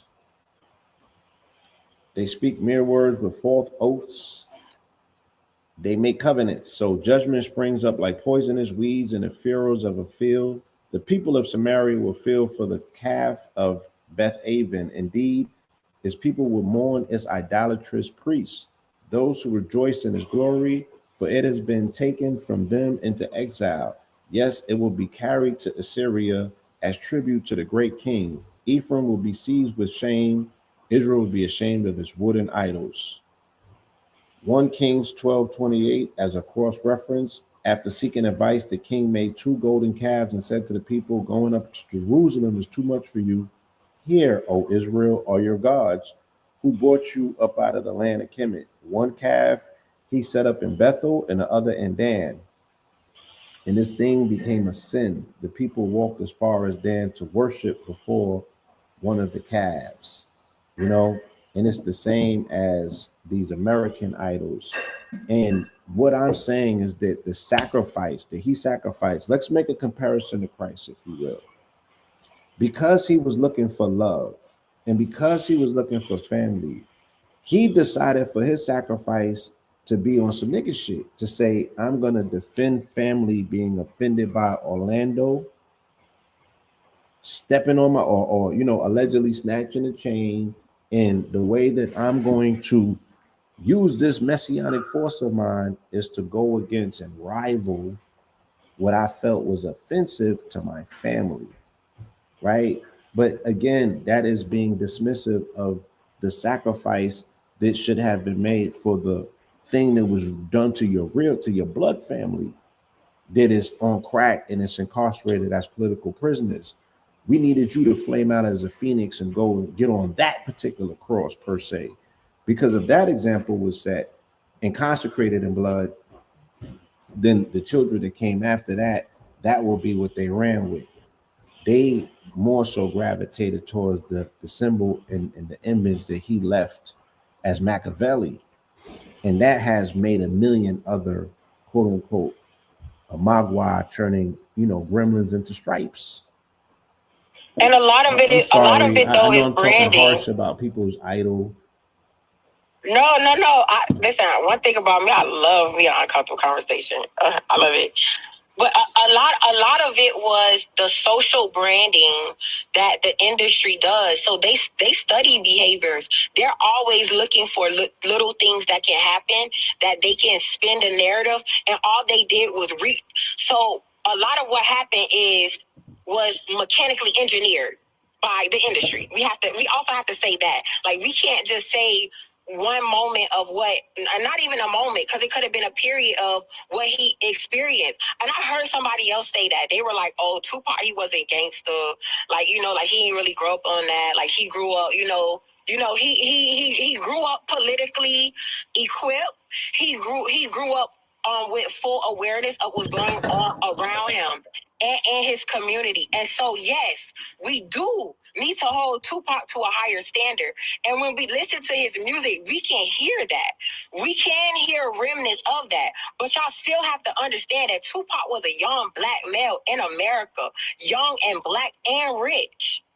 Young and black and rich. So a lot of what we saw was, imagine you are doing everything you got to do for your community, and you're using your light to lift up your community, and your community come back and kick you down. So that Phoenix, him raging, that Machiavelli, yeah, it shouldn't have just been aimed at one person, though. He was supposed to go light everything up, but he was getting ready to do that.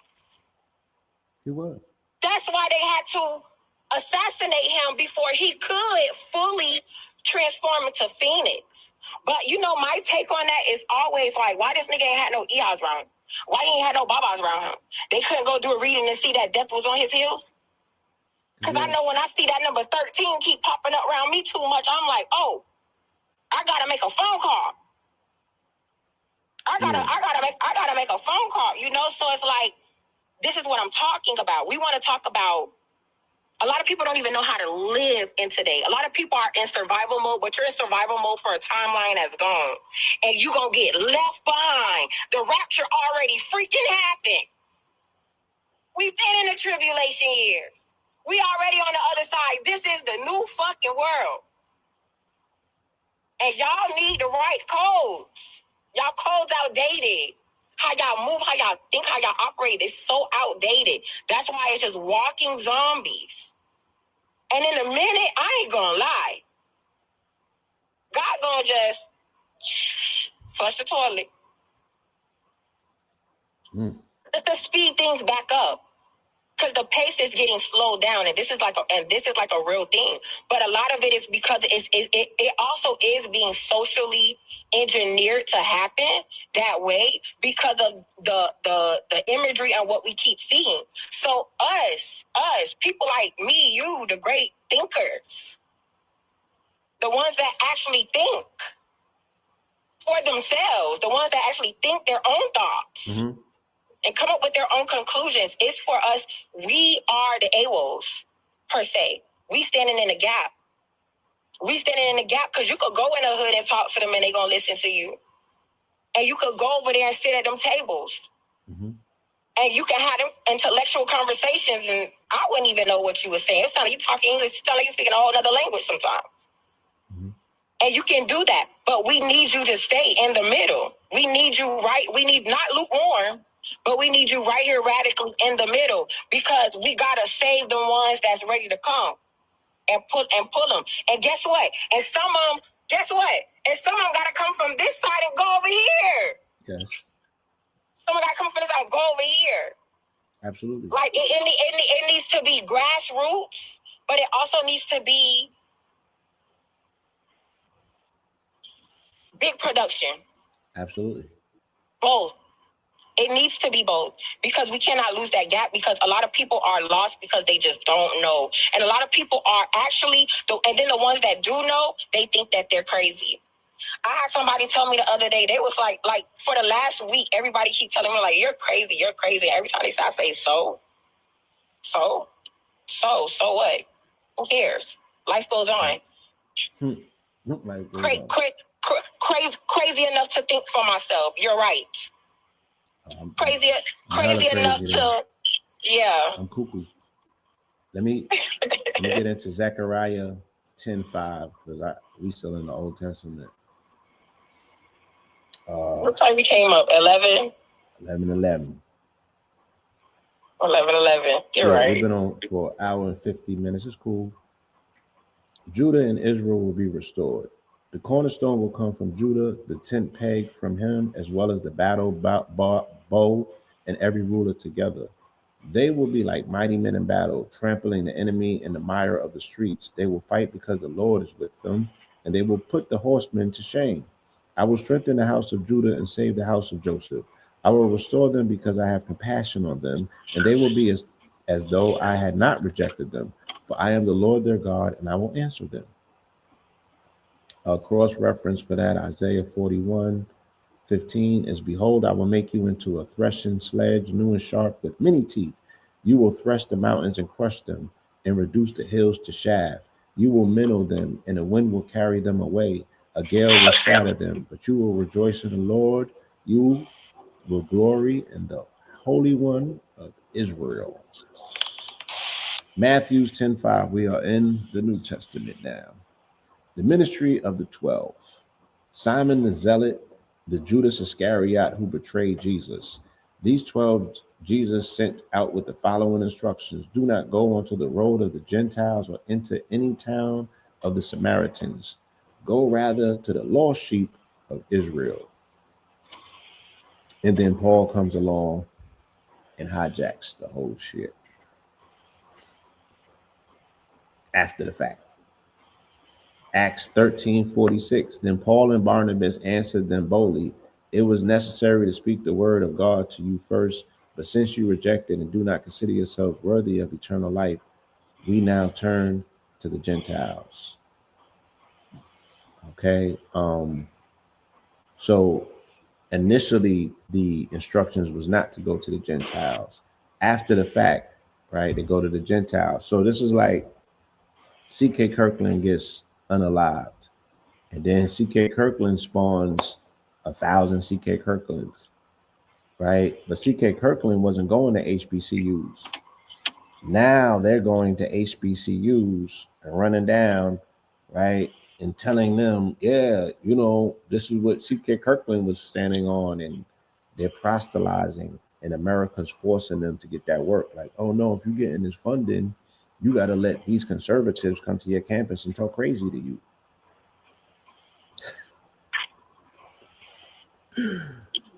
That's a loose comparison, but you know, these are the things that are happening in real time that you can make these correlations to. Because if you don't think that they're going to trying to turn C.K. Kirkland to the next Jesus, my nigga, you don't see the play. They're definitely finna do that. C.K. Right? Talking about he got a Superman neck. You know, he can't stop a bullet from coming in, but he can stop one from going out. They need to stop. They need to stop. Mark 10:5, teaching about divorce. They answered, Moses permitted a man to write his wife a certificate of divorce and send her away. But Jesus told him, Moses wrote this commandment for you because of your hardness of heart. However, from the beginning of creation, God made them male and female.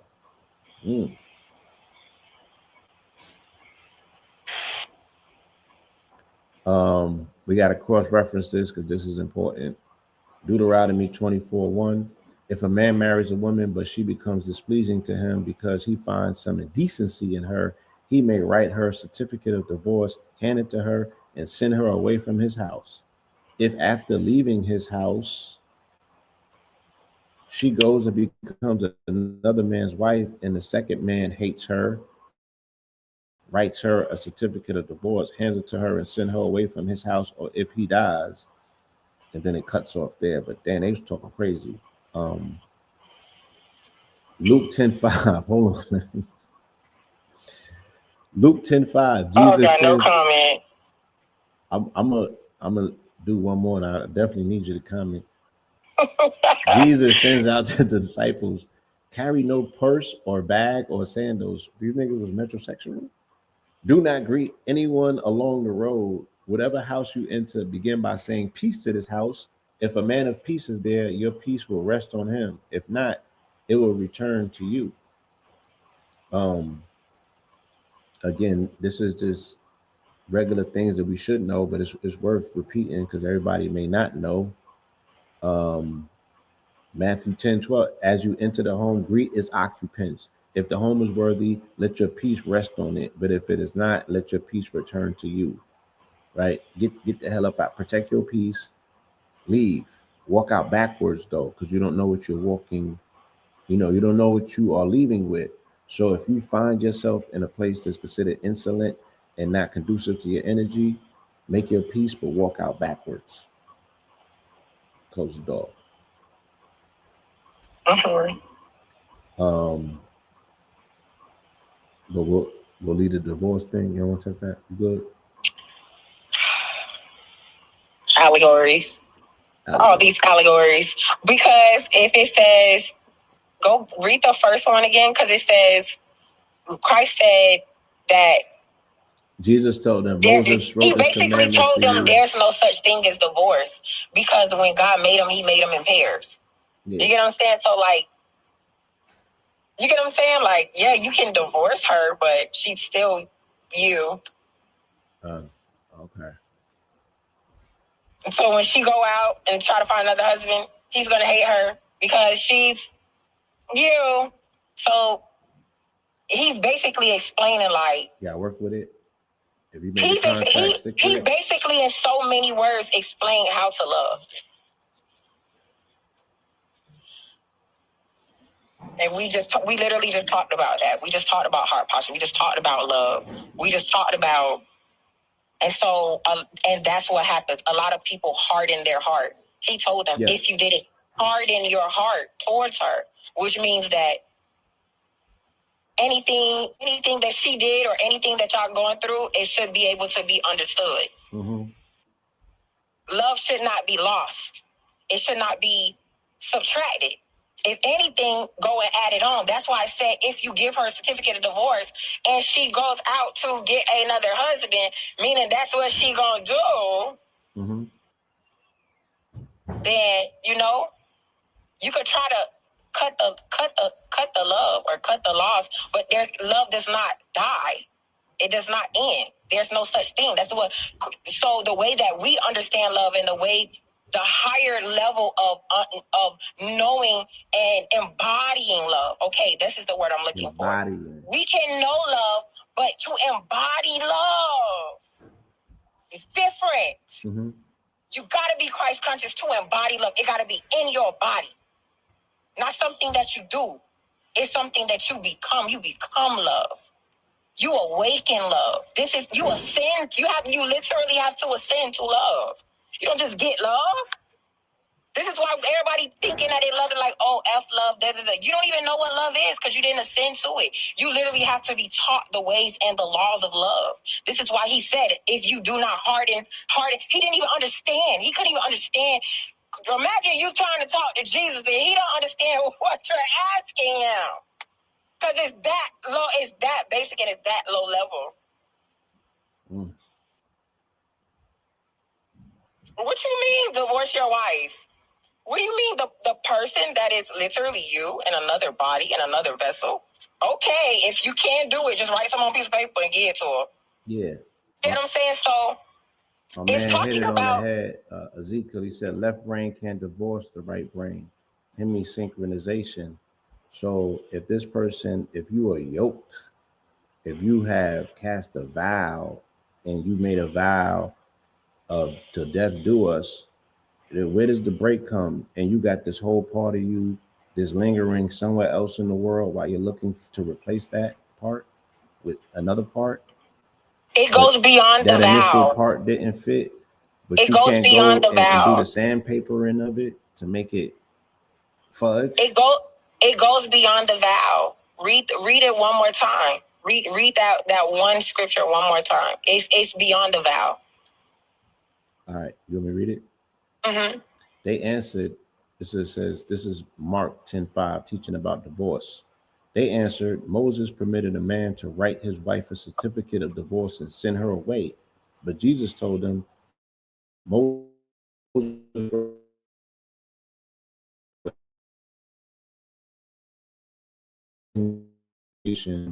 God made them. Then I did a cross reference in Deuteronomy. What it say from the beginning of creation? What happened? God made them male and female. Oh, see, he had a deeper understanding and a deeper knowledge.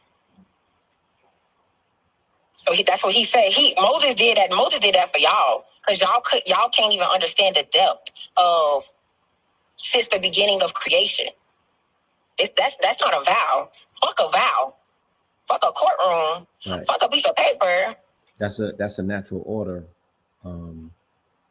He's saying, all right, this is what sets shit in motion. You got other plans? For real? All right, let me move on. This is John 10:5. This is Jesus, the good shepherd. And notice that he never had rams in his flock, only sheep. When he has brought out all of his own, he goes on ahead of them, and his sheep follow him because they know his voice. But they will never follow a stranger. In fact, they will flee from him because they do not recognize his voice. Jesus spoke to them using this illustration, but they did not understand what he was telling them. So his parable kind of went over their heads. Let me cross-reference it real quick. John 10:3, the gatekeeper opens the gate for him, and the sheep listens for his voice. He calls his own sheep by name and leads them out. When he has brought out all of his own, he goes on ahead of them, and the sheep follow him because they know his voice. But all of those sheep are being led to slaughter. So that's where they ultimately end up.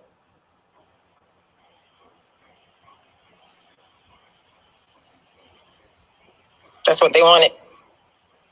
Acts 10:5. Cornelius sends for Peter. Cornelius stared at him in fear and asked, "What is it, Lord?" The angel answered, "Your prayers and gifts to the poor have ascended as a memorial offering before God. Now send men to Joppa to call for a man named Simon, who is also called Peter. He is staying with Simon the tanner, whose house is by the sea."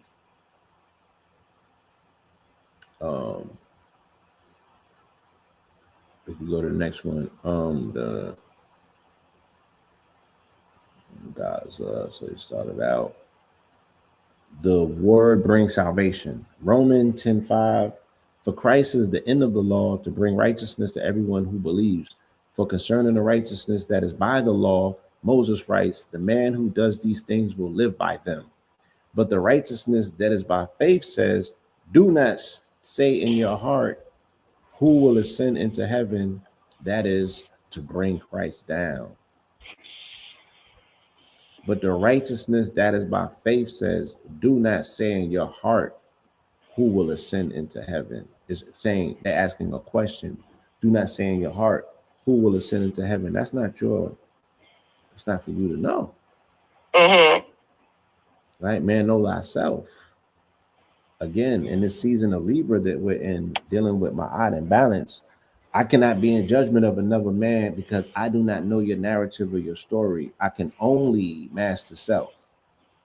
That is my only prerequisite here. That's the only game that I'm playing down here. You know what I'm saying? It's about me. So I can't be responsible for me and your shit. So how can I judge you if I don't know the litany of decisions that led to the decision making that you've made that I don't agree with? I can make discernments and observations, but not judgment, because now I'm in prison and my heart is weighted, you know what I'm saying, in a way in which it's going to muck up me passing through that drainage pipe.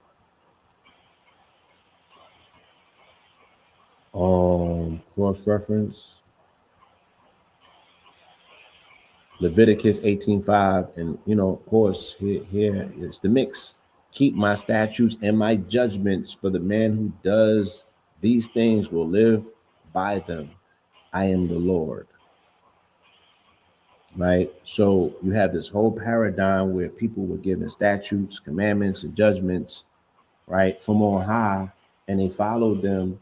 And it's like, all right, well, at the cutoff point, after Jesus, does their subscription still last, or does it have to get renewed? Because it's like, can they still make it to heaven through their sacrifice and their dedication to those commandments? Or would they have to also say that I recognize him as the Lord and Savior, And then what happens for the gap of period of time and those hundreds of years before the Council of Nicaea adopts that proclamation, and they mystify Jesus to become God because of what Paul did? Because prior to that, it was none of that. That's a conundrum. I don't want to get into that. But you might have some interesting insight. That need its own show as well. Its own episode.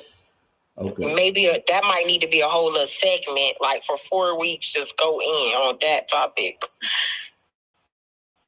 Warnings from Israel's pests, right? This is 1 Corinthians 10:5, and they always seem to move right into one another.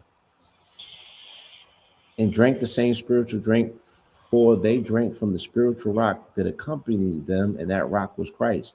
Nevertheless, God was not pleased with most of them, for they were stuck down in the wilderness.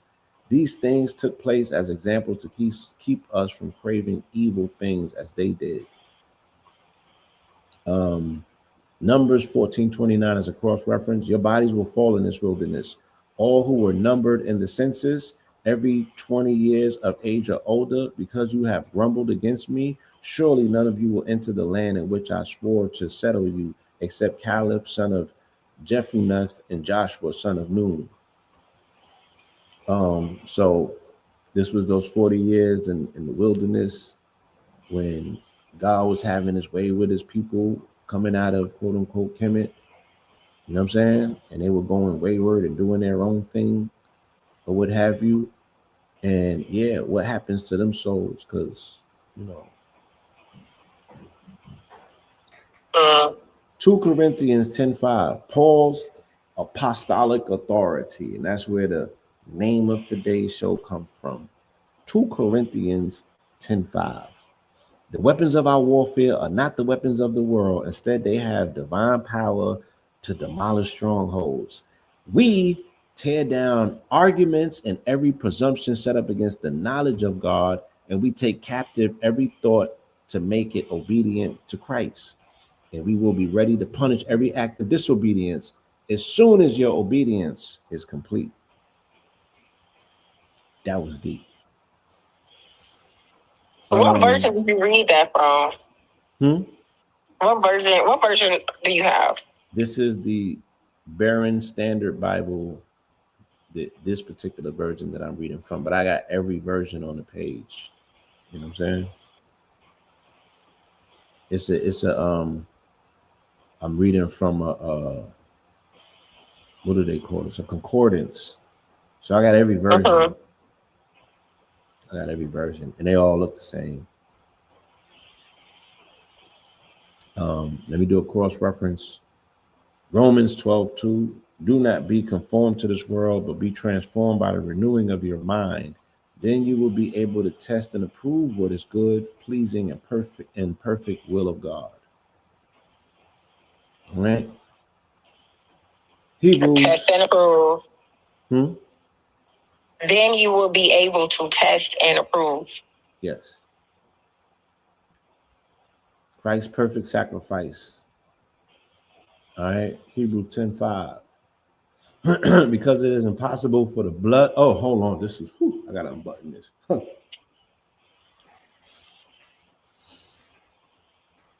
Because it is impossible for the blood of bulls and goats to take sins away. Therefore, when Christ came into the world, he says, sacrifice and offering you do not desire, but a body you prepared for me. In burnt offerings and sin offerings you took no delight. Shit. Jesus was a spiritual tool that they brought about to do away, I guess, with African traditional systems. And this story had to be an African story because it shows a monumental tidal wave shift of how they're doing things with those ancestors. That's what I'm reading.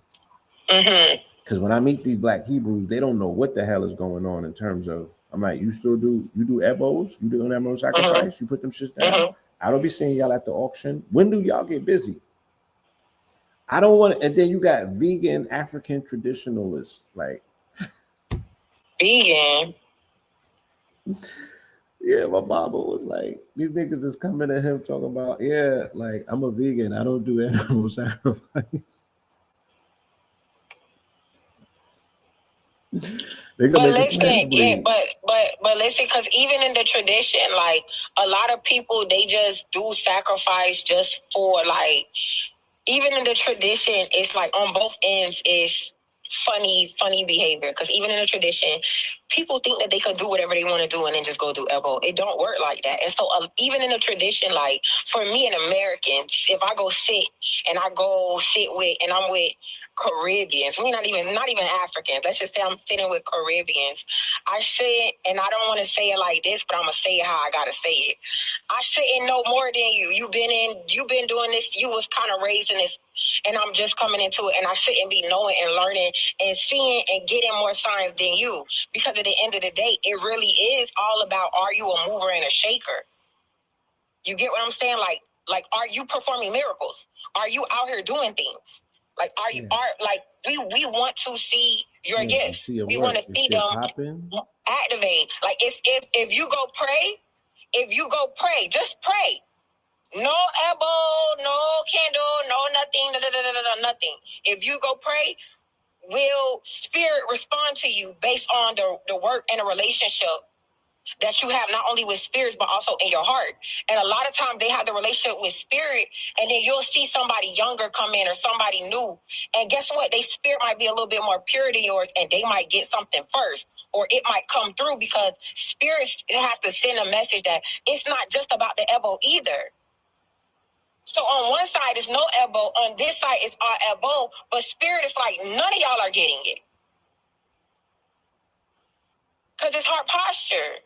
And then you go do elbow because you think this person doing this and da-da-da-da, and you're sitting back and they're sitting it forward, and then y'all got your own personal war going on, while it's a spiritual war going on, it's governmental wars and political wars and food wars and everybody's war. Right? And spirit is like, y'all supposed to be the vessels of peace. Sacrifice your body. Yeah. And they shitting Kill on the you. chicken within. Yeah. Kill that chicken little and within. And they shitting on you because you Black American and look down on you. Yes, definitely. But guess what? They're looking at you like an elbow. Still coming with the spiritual authority. Because ain't nothing going on, not nowhere around none of my parallel realities and none of my paradigms, and I don't know. You can't throw nothing and say my name and I don't show up in that room like hocus pocus. Really tapped in. Sometimes people want to go do the work, do the rituals, the initiations, because they want to go up in rank. Because you want to know, or I want what she got. I want to talk like her. I want to look like her. I want to literally be her. Matter of fact, take her out of her body and put me in her skin. Let me crawl around. And then you do it, or you switch destinies, and you don't even know. What if that person's on a path to die? What if that person's destiny was to be a sacrifice? What if that person's destiny, they're supposed to do so good when they're young, get to a certain point in time and die because that was a debt paid from something an ancestor did, and you ain't know it, and you go around swapping places with people because you're jealous. This is what I be talking about. Spirituality is so much deeper than this surface level stuff that people be having going on. We shouldn't be talking about destiny swaps in 2025 when we got the spiritual technology, the physical technology. Like, we literally can all communicate at the point of a finger.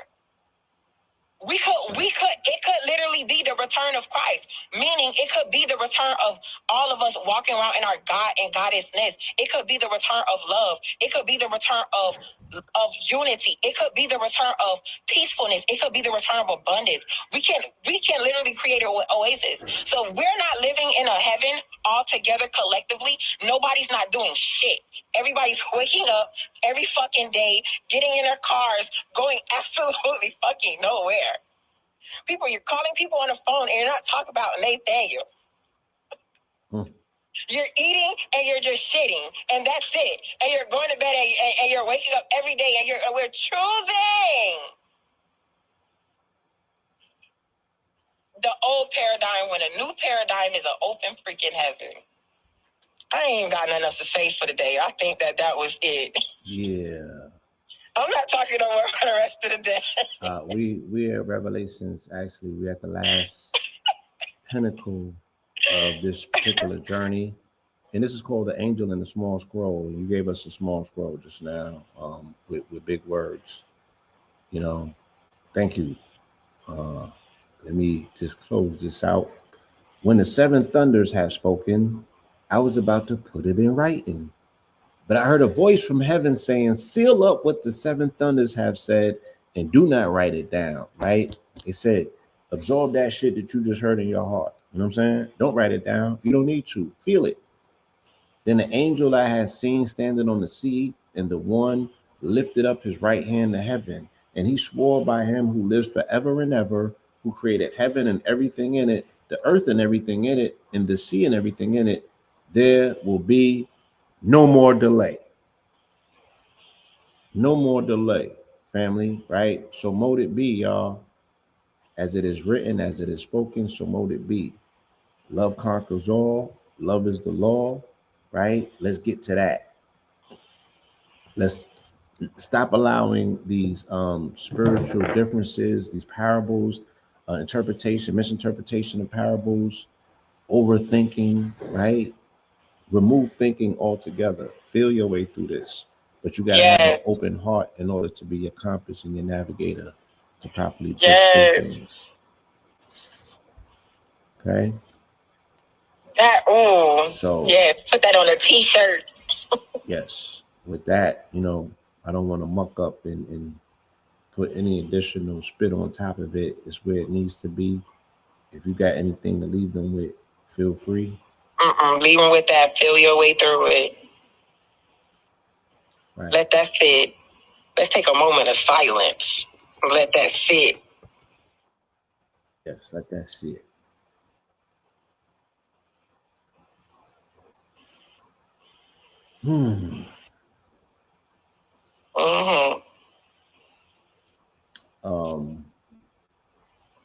Again, we want to say thank you, courtesy of Mineral Ministries and Pope Pablo.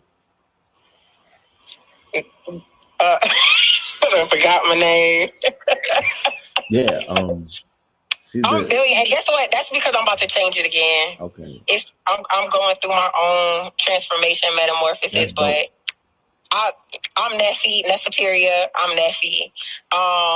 It's always an honor for you to bring me on your platform. Like literally, like it's always an honor. Thank you. You offer and give so much, you know what I'm saying? And the people are so well fed. And again, I love the balance. We're in the season of Libra. So what better way, but to bring the balance, you know what I mean? And I always appreciate that, again, you have a word, and that word is able to cut through and move mountains. And thank you all in the audience for, being receptive and showing up and receiving the word and receiving this light. And again, as you are able to absorb light and convert it into energy and food and refract it back, don't just use these words, you know what I'm saying?